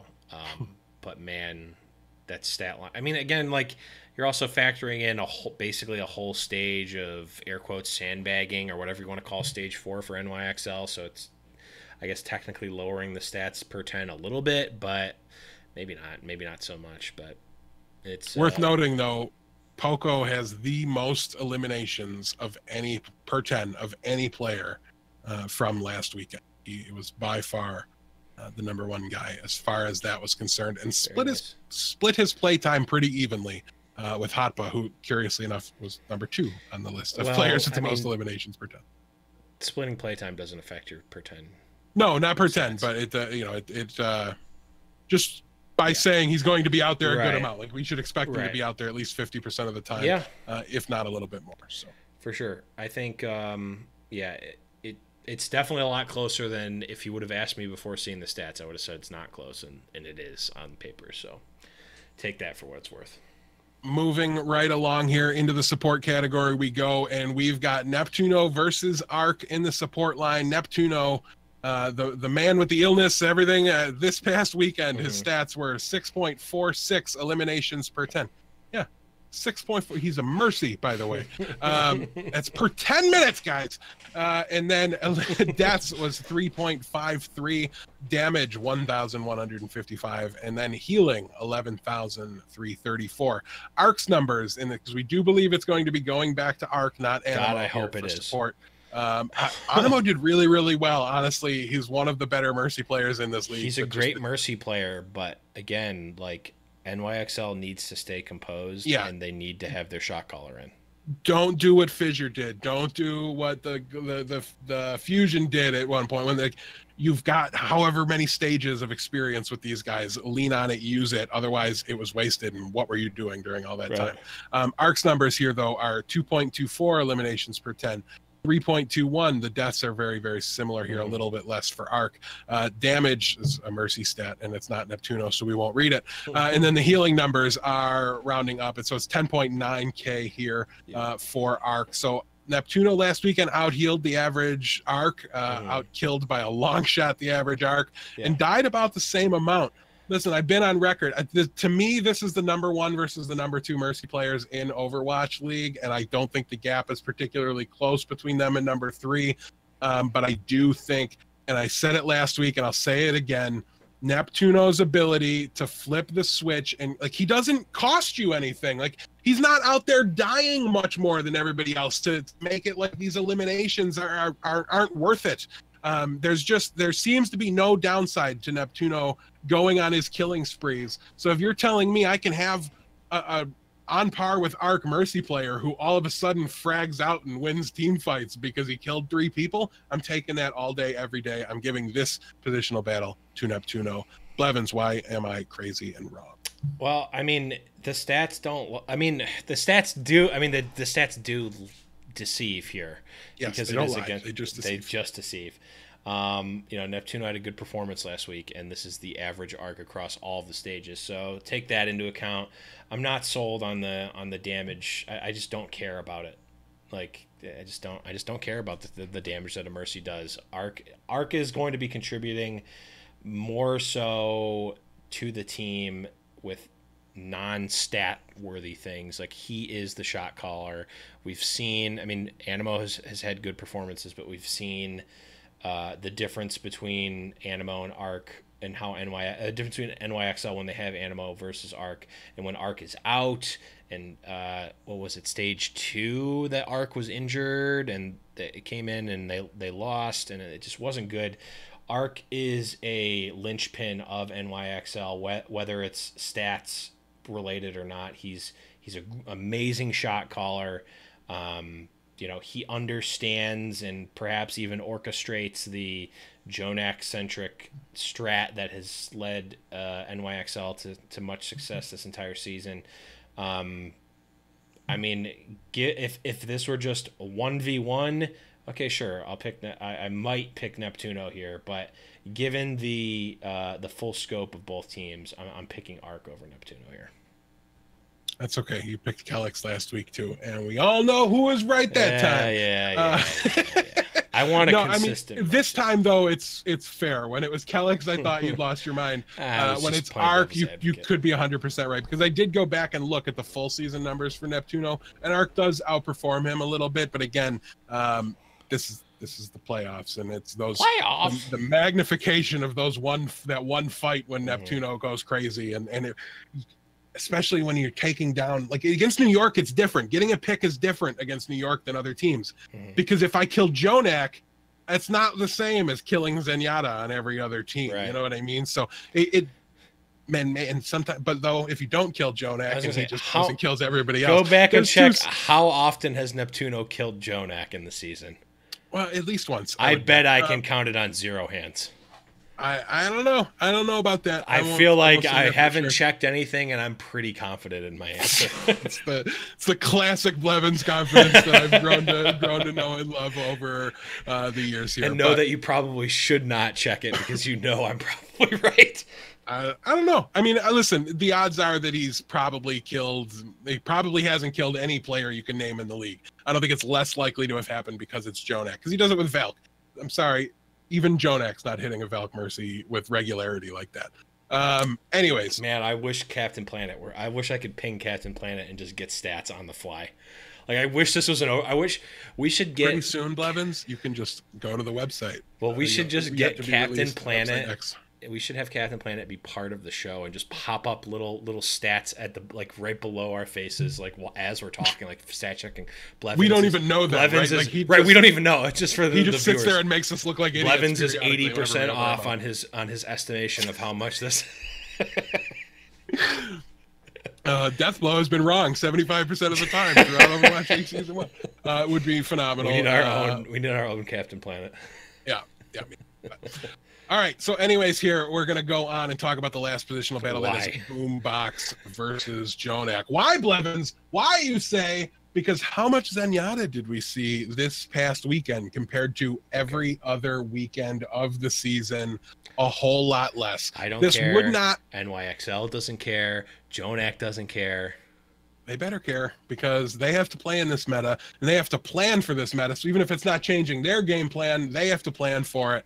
Zenyatta players across the 4 teams that were active last weekend were all putting down their orbs and picking up hooks and I don't even know what you call the gun, scrap guns, and playing some Roadhog way more often than I think we really expected. That was something we saw in Junkertown a little bit in the past, where we saw the Flex player go to either Bastion or go to the Roadhog. Listen, I'm not going to sit here and try to sell you on Jonak being bad on any hero that he's ever played before, right? The guy's clearly ridiculous at all of them. But when we look very specifically at what hero he plays, he's always the Zenyatta, right? Like we don't see him flex to other things. We've seen him on Roadhog. A little bit, but I mean, generally speaking, he's on Zenyatta like 95% of the time. Sure. So I'm not sold on New York being the same team, like without that performance, right? Without getting their absurd damage output and kill potential from the Zenyatta, I'm not 100% sold that New York is as dominant as they've shown all season. Are they still the best team? Yeah, probably. But is it way closer? Like, are all of a sudden these teams a little bit closer? I can buy it, but I won't say I believe it until I see it. That's another one of those things. I'm certainly not buying that. If this is around the payload, I'm selling that. Spoiler alert, I'll be giving this battle to Jonak, because like Blevins said in the pre-show, just because the rest of the league is doing it doesn't mean New York. I mean, it's like when you factor in, is Zenyatta good in the meta? Do I want the Zen or do I want the Roadhog? New York has to answer the question, do I want Jonak on Zen? Right. Or do I want Jonak on Roadhog? And they might just be better with him staying there than flexing and moving around. We're going to have to wait and see, though. That is, to me, going into this matchup, like the storyline. It's how much playtime is Zenyatta going to be there for Jonak? How much is it going to be Roadhog? Because this could become a ball game very, very quickly if this switches up. And like you said, you know, they roll out the Roadhog strategy on the first map. They get punched in the mouth. The second map comes out, they stay. You know, we're fine. It's the best 2 out of 3 in matches, even, right? So they can just kind of roll with it, and then all of a sudden they're on the back foot and they're trying to adapt, and they're using a meta that's not optimal, and their confidence gets shaky, and everything kind of you can snowball on you fast. Yeah. And if you take your best player, the MVP of the league, the best player in the league, and flip his hero around, I mean, we saw the drastic impact that had for a lot of DPS players over the course of the season. It could be a difference maker, but again, this one's something we're going to have to wait and see before we truly believe. When we look at the numbers here, and I've got to say, Boombox played some of his best Overwatch at times this past weekend. He didn't have, it wasn't all 3 matches. He wasn't standing on his head, but in the first one, very specifically, I thought was his best match of the season, bar none. It wasn't even particularly close to some of his other performances. I thought he played really, really well. So hopefully he can, if that happens again, as well as the change-ups, you never know. But looking at the numbers here last weekend, Boombox was 13.2 eliminations, 4.7 deaths, 4.4 damage, 1,000 damage, and then 8,000 healing per 10. Jonak was 13.5 elims. That was just under 5 deaths, so dies a little bit more often than Boombox did last weekend, but kills a little bit more often. Damage, though, Jonak wins on all cards here, 6,814. Again, that was to 4,400. And then less healing, but again, Boombox this weekend, because of the Neptuno thing, spent a little time on Mercy and just flexed around a little bit. And again, Jonak will never play the Mercy for the New York Excelsior. That's not going to happen. If it does, New York deserves to lose, but they won't do that, so we don't have to worry about it. All of a sudden, Neptuno is not the best battle Mercy anymore, though. That might be true, but I don't know. We'd have to see it. It's a very, very different projectile, is all I'll say in that particular conversation. But so I think that the healing numbers, had Boombox not been flexed to Mercy a little bit and forced to try to figure out the Neptuno thing, would have been a little bit closer to even. So all in all, Blevins, the stats here are way closer to a push than I thought they'd even remotely be. But again, until we see that Jonak isn't a permanent Zen, until we see somebody really compete with him, there's no way in this battle. Like, Jonak just won MVP. There's no way you can give this battle to Boombox. I mean, Boombox's arguably best performance of the season almost, still not quite, but almost matches up to an air quotes average Jonak, factoring in the the sandbag stage. So yeah, it's closer than I thought it was, but it's still not. All right, so Blevins, what do you think here? Is it going to be 5-0 New York? Yeah, easily the easiest 5-0 of their entire. This is going to be easier than playing against Shanghai. So that gets us a map and a half through. What happens with the rest of the match? Who wins this thing? 5-0 is not good enough to clean up this set here. So it's going to be they're going to play 5 best of 5s, all of which New York is going to win 3-0. 3-0. So you're calling for the 9-0 complete curb stomp here. Yeah, not actually possible, but they're going to play it out anyway. I'm gonna give you a closer match. I'm gonna say, though, this doesn't go to 3. I think New York will clean this up in 2, but I think at least one of them here, and very probably, what were the maps here? The second match, I think that one's gonna go deep. I think that one has a chance to go to 5. And if we do, it could be really, really close. I mean, I'm not going to rule out the match 3, because if they do get it to 5, Dorado's neck and neck as far as map numbers go. But we'll wait and see. I will give this one tentatively, though, I got to say. I do think it's just hard to root for a team that's inconsistent versus a team that's never not been phenomenal when they've been trying. All of our analysis here, if bad Philly ever shows up, it's just over. All out the window. It's just over. It's not every close. Word out of our mouth for the last hour has been assuming Philly's playing their best. We have to assume that it's good Philly, which is is not necessarily the case. Old back Phillies back again. It's just over, and it'll be over with a quickness. Blevins, what's our run time at right now? Oh, we are at 1.5 right now. So we're gonna cruise through this. Yeah, let's try to fit it in a half an hour here and get a solid 2-hour episode of people. Okay, so we're gonna run through this London versus Valiant matchup. It is, I think, a little bit closer than the matchup before, but a little bit is what I'll say here. So for match number 1, we start off with Junkertown, 8-5 record for London here at 62%, 7-4 for the Valiant. That's in favor of the Valiant. Moving on to Lijiang Tower, we've got a 50% win rate at 8-8 for London, 9-4 for the Valiant. So map 2 here going to the Valiant. We move to Kings Row, 5-8 for London, 5-6 for Valiant. So not really that great for either team. The map percentages say that Valiant wins here 3-0, but you can easily flip that one, so we'll move on to a map 4, which goes to Hanamura, which is 7-3 for London at 70%, 6-4-1 for Valiant. So again, quite close, but a slight edge here for London. So if we flip that third map, we're at 2-2 here. We moved to map 5, and we've got 7-6 for London, 9-3 for the Valiant. So a slight edge here to the Valiant in 5. Give it, like, already you need to flip a map for it to go to 5, but the Valiant still coming out ahead in that match number 1 based on the maps here. A lot of very coin flippy results there. Very, very close percentages on some of these. A lot of sub 20% differences in these maps. Moving on to match 2, we've got Dorado here again is in favor of the Valiant, like it was before. Oasis is 6-12 or 33% for the London Spitfire, 9-6 for the LA Valiant. Again for the Valiant here. Moving on to map number 3, we've got 5-2. We're up 2-0 for the Valiant, by the way. 5-2 for the London Spitfire here, 71%, and 3-2 for the LA Valiant. Actually in favor of London here. So we've got 2-1 in favor of the Valiant here. Moving to map 4, we've got 6-4-1 for London, 4-5-1 for the Valiant. That's Volskaya. Oh, sorry, Volskaya. I don't even know what I said. But a slight favorite here for London. So we're going to map 5 again here.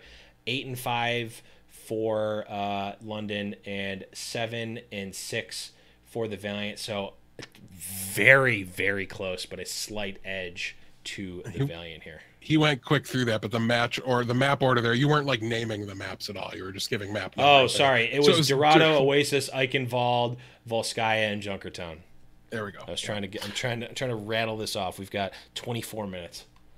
Yeah, so this one is really, really close by the numbers. Let's just go right into the positional battles, and we'll talk a little bit more about the maps if we want when we give our predictions.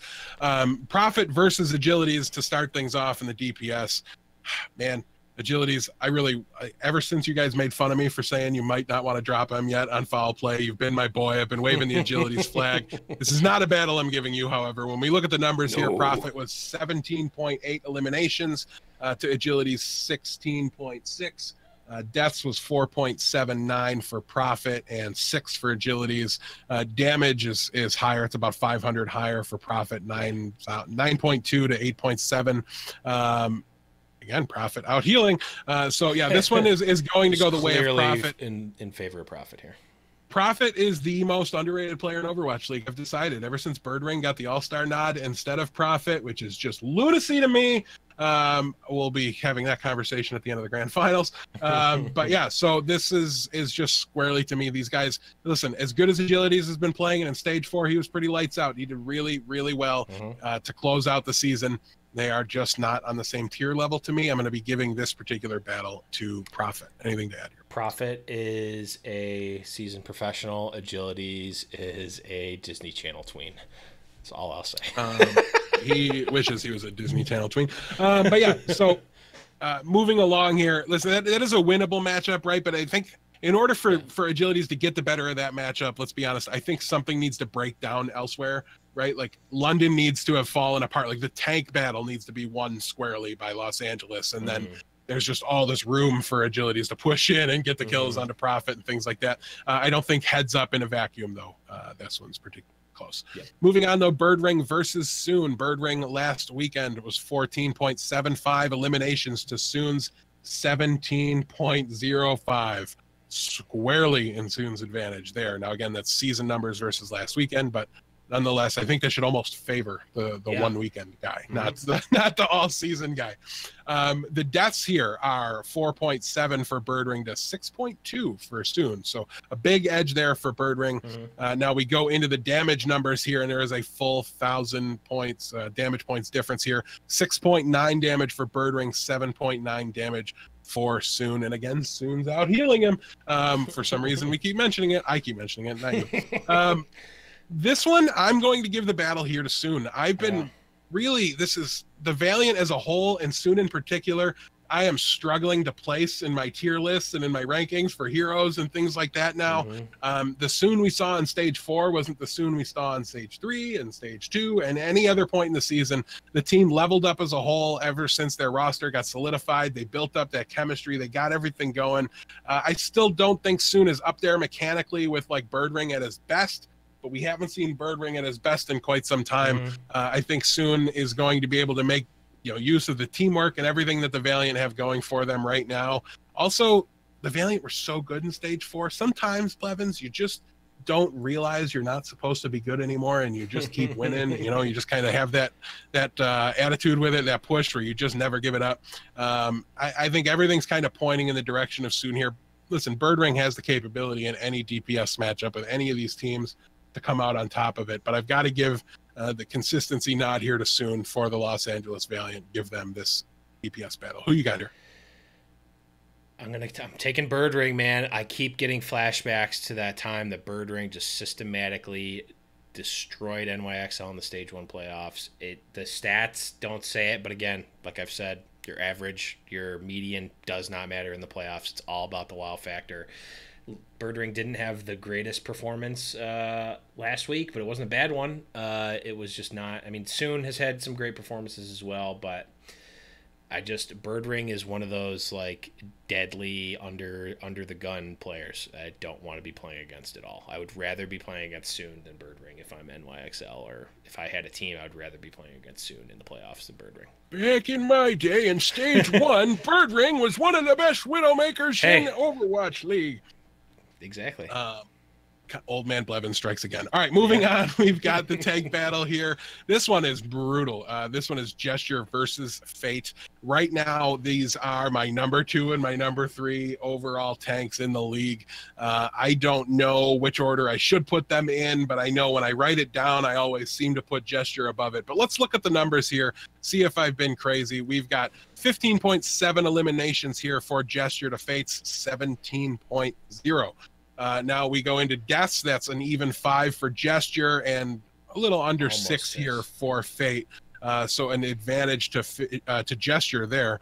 On the damage side of things, it's pretty close. There's about a 250 damage per 10 difference here. 5.65 for Gesture, 1,000 that is, to 5.9K for Fate. This one's really, really close.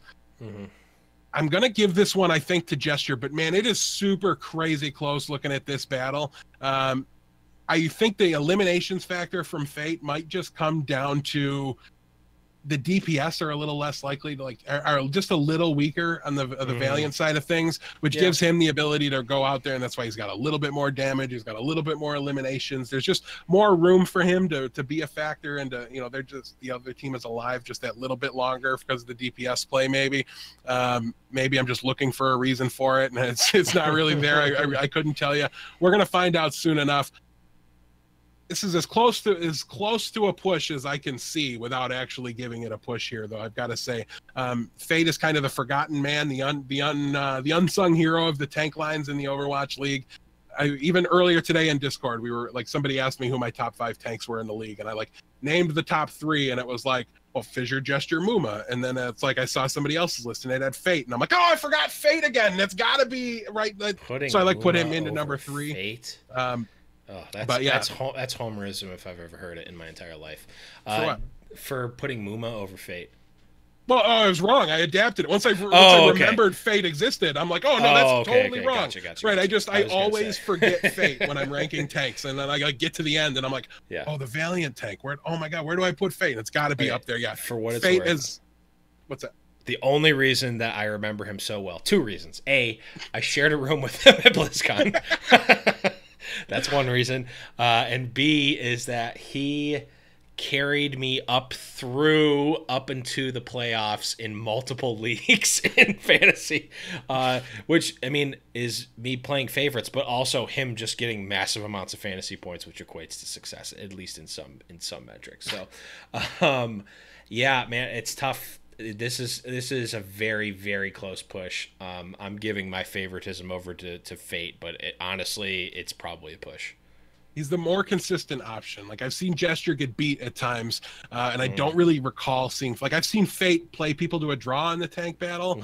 I haven't seen him be beaten in a long time. So I think if somebody's going to win this one squarely, it is probably going to be Fate. I think he might be able to minimize Gesture, but man, it's just super close. But moving on here, we got to go to the off tank fight. We've got Fury versus Space. Fury coming off that dominant weekend he had this past weekend. Easily, I think, his best performance of the year so far.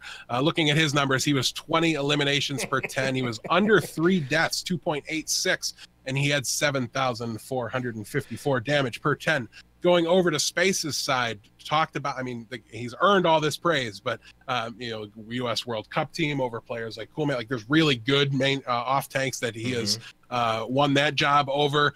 Talked about as one of the better off tanks in the world, even though he's only had half a season. His numbers here, 17 eliminations, 3.56, I believe. Sorry, I didn't zoom this in enough apparently. And 6,703 damage per 10, all squarely below Fury. The one thing I will say here, if Fury plays like he did last weekend, Space won't win this tank battle. Yeah.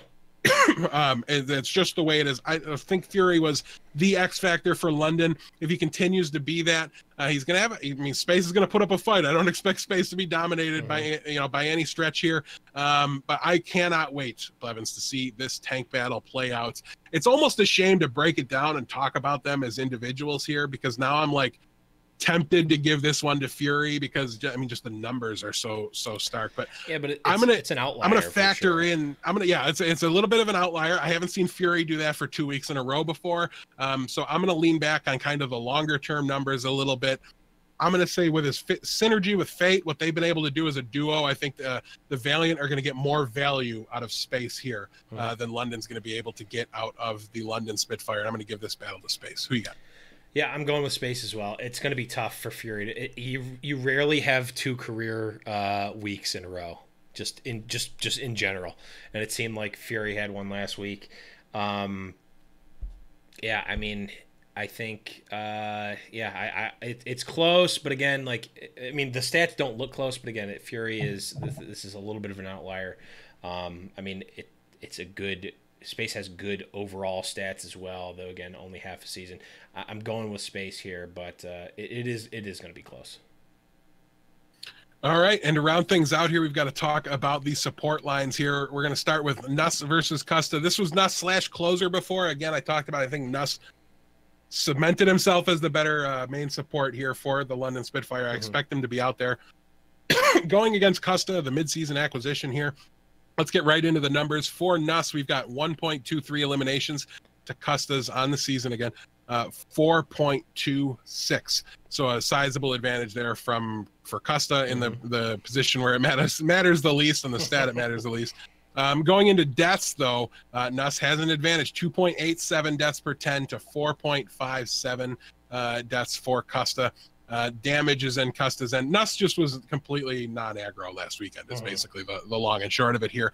But on the healing side, 12,212 healing per 10 minutes for Nuss. Custa's averaging 9.4-ish thousand. So definitely getting more healing done here is Nuss over the, at least in this meta compared to Custa's entire season.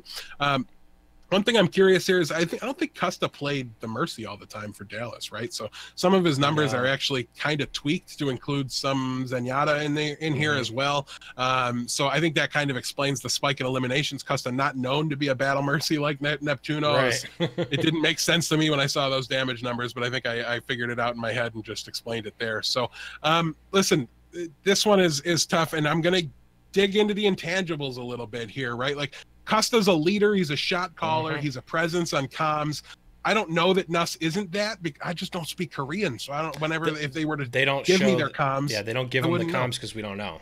Yeah, they only do the NA comms. But I do know that Custa is that for the Los Angeles Valiant. I also think he's a morale boost. He seems to be one of their biggest leaders there, and I'm gonna count those. I don't usually when I talk about position battles. I like to go with the numbers, but I think that's essentially a push here between those two. And I know Custa has all these extra features, all these extra things that he can do for the Valiant without even having to, put his hands on the mouse and keyboard. He can make an impact for this team. So I'm going to let that break the tie in what otherwise I think is a very close battle here. And I'll give this one to Custa. Who you got? Yeah, I'm going with Custa. Same sort of reason. I believe it's Custa and actually Fate who does a lot of the shot calling for the Valiant. And that's what you need. You need that presence. You need someone who's going to be able to, if you go down, if you get your back against the wall, you need someone who's going to be able to rally the team around them and not crumble to the adversity. Make sure the team doesn't crumble to the adversity. And Costa does seem to be that type of player. Again, like it's tough to analyze these stats against each other just because they're not the same data set. So the intangibles really do factor in here. So I'm going to agree with you here and go with Costa. All right, yeah. So moving on, we got one more positional battle to take a look at here. That is the flex support. This one I think is pretty darn close. Maybe wouldn't be if it was normally just a Zen only conversation here. But let's look at the numbers. Badosin, who had himself a very, very good weekend this past weekend, was doing 15.58 eliminations per 10, dying about 4 times per 10, at 6.5k damage and about 6.2k healing. So he was an equal contributor here on the damage and the healing side. From the Zenyatta / I don't know how much I saw them play. Like if there was a team that didn't go to the Roadhog a lot, I feel like it was London, but I don't have hard and fast numbers on that. Looking though at the Kareev side of things, did I read his numbers off as I did them? Nope.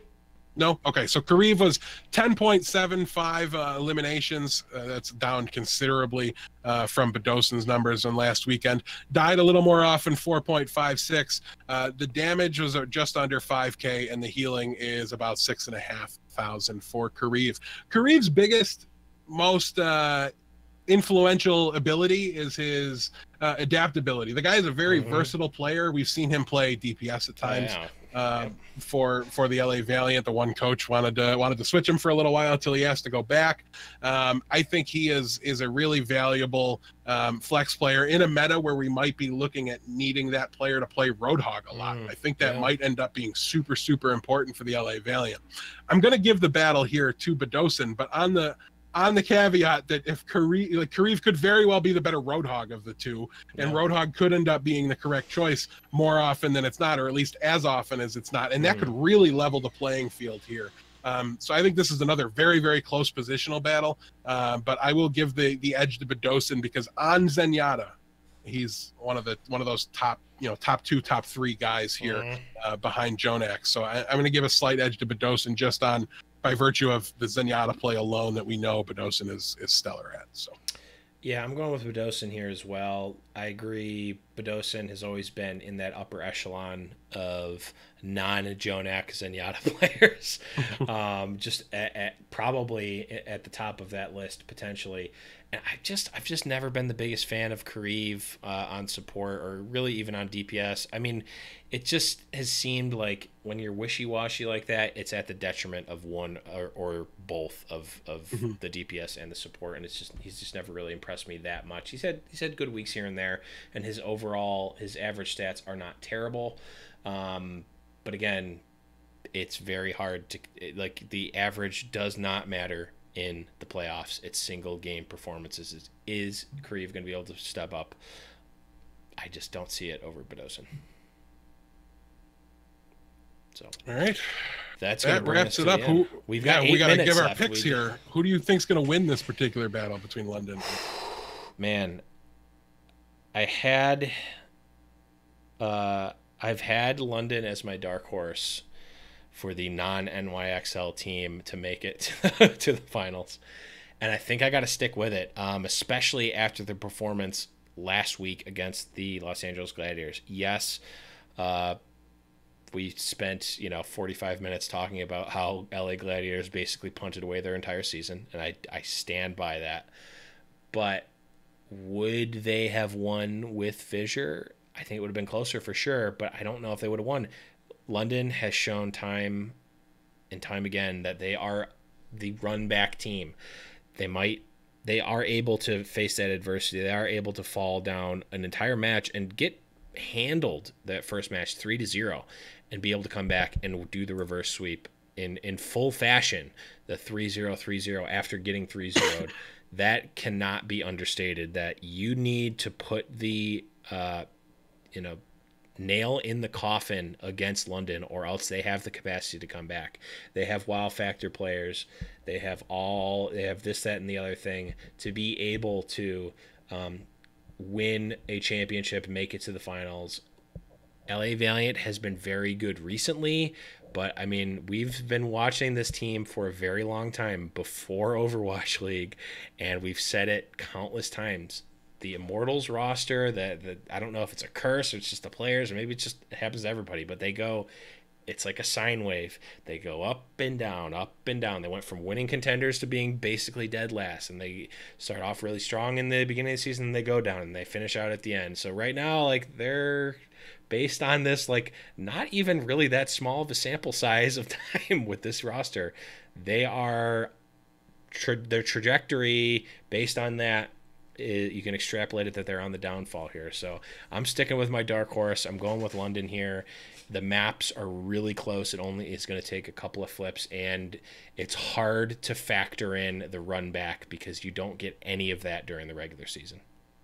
The Valiant aren't a sine wave, Blevins. They climb, and then they plummet. There's like sine waves gradually drop. Right.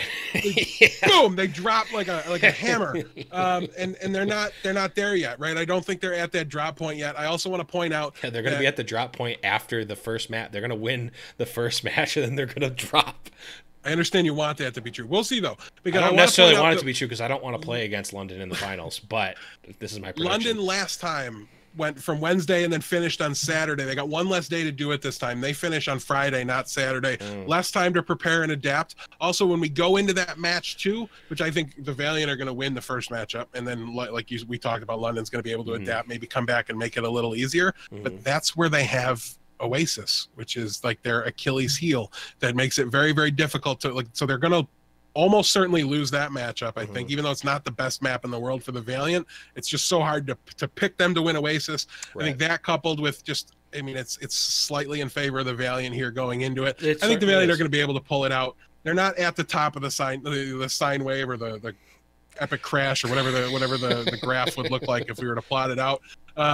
Listen, I'm not the biggest Valiant supporter in the world. I don't have a dog in this race at all. These teams couldn't mean less to me from a fan standpoint. So just give me the best match humanly possible. But I'm leaning Valiant. The tide is turning with them. We're seeing the entire Gladiators roster was picking them to win the whole thing. Linkser was talking about them like they were the best team in the league, and it's not New York anymore. There's a lot of people that whether now or not I want them to lose even more. I don't see that. No, but there's just so many people that are starting to go that direction that I think there's something to that. And I don't think the London Spitfire are all back. I don't think they figured it out. I don't think they get a performance like that from Fury again. Without that, they're going to need to get a performance like Fury had last weekend from Birdring. I just haven't seen it from the guy. And so I'm not going to predict it or plan on it. Give me the Valiant here. I do think it goes to 3. I think we're in for a knockdown drag out. It's going to be close, but yeah, I'm going to take the Valiant to move on to the finals. We did it, man. What was our runtime? We've got 5 minutes still. 5? Oh, well, what do we want to talk about? We can just I just want to play all I need. You don't think Birdring might not be back. He's not been consistent lately, but all I know is that YouTube ads are the worst, and I can't do the joke I was going to because 11 seconds of YouTube ads are going to ruin it. I was going to play One Shining Moment because that's all it takes. That's all it takes to get you there. You just need one big play. Birdring is a guy who can do that for sure. He's done it in the past. I think there's a lot of intangibles here with that are leading me towards London, and I know you hate the intangibles, but that's exactly why I'm picking them. I don't hate the intangibles. I used them earlier. They're fine with me. I hate the idea of an all-Korean finals. I want to see a Western team get into the finals. So New York is in NA. I don't know Korea, what you're talking about. As Korean gets. All you need to know is that Bare Hands was. Oh, here's one. Walk up to any of the New York players that's not named Ark and go, "Hey, how's it going? How you guys feeling today?" Well, they're just going to look at you like you're crazy. They're going to have no idea what you're saying. Joke's on you. I am an officially signed player. I'm an officially signed player for the NYXL, so that's not true. I got nothing more than that. That's it, except for the not even an officially signed hot dog vendor for the NYXL. But you don't know that. I'm under NDA right now. I can't say anything about hot dog vending at the grand finals. Nonetheless, we will push the iTunes reviews the next week since we went so long, guys. Yeah. Enjoy this last week of playoffs here, and then get ready, get your road trip ready to go. However you're getting to New York, get on the bus, get there. We are super, super excited. Literally every day, Blevins, I'm just more and more pumped and amped up for that trip. I cannot wait for it to come along. It feels like I'm going to the first Super Bowl, like I'm going back in time and going to Super Bowl one. So I'm really, really excited, and I hope I love all the excitement the meetup is getting, everything like that. I cannot wait to go. So yeah, enjoy the matchups this week. They should be really, really good.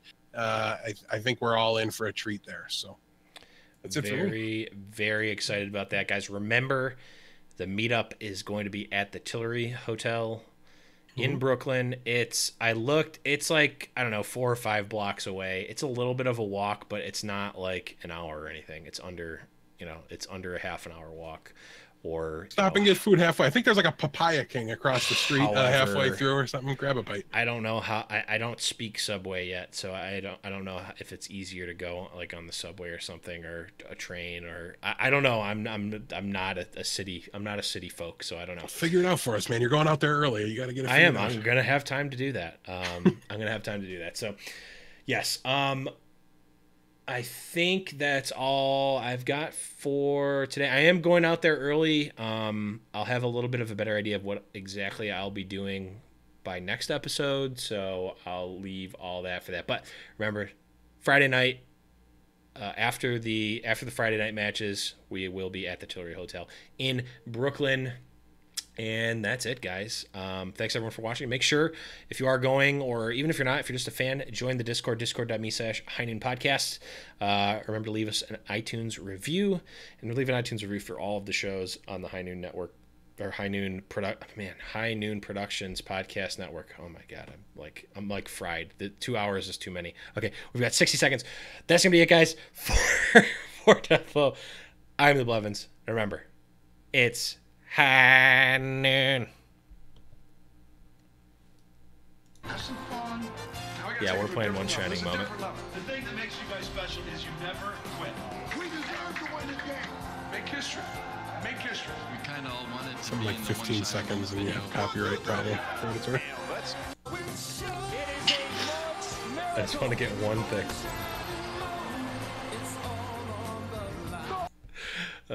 There you go. We got one. I just wanted one shining moment. That's all. That's all I wanted.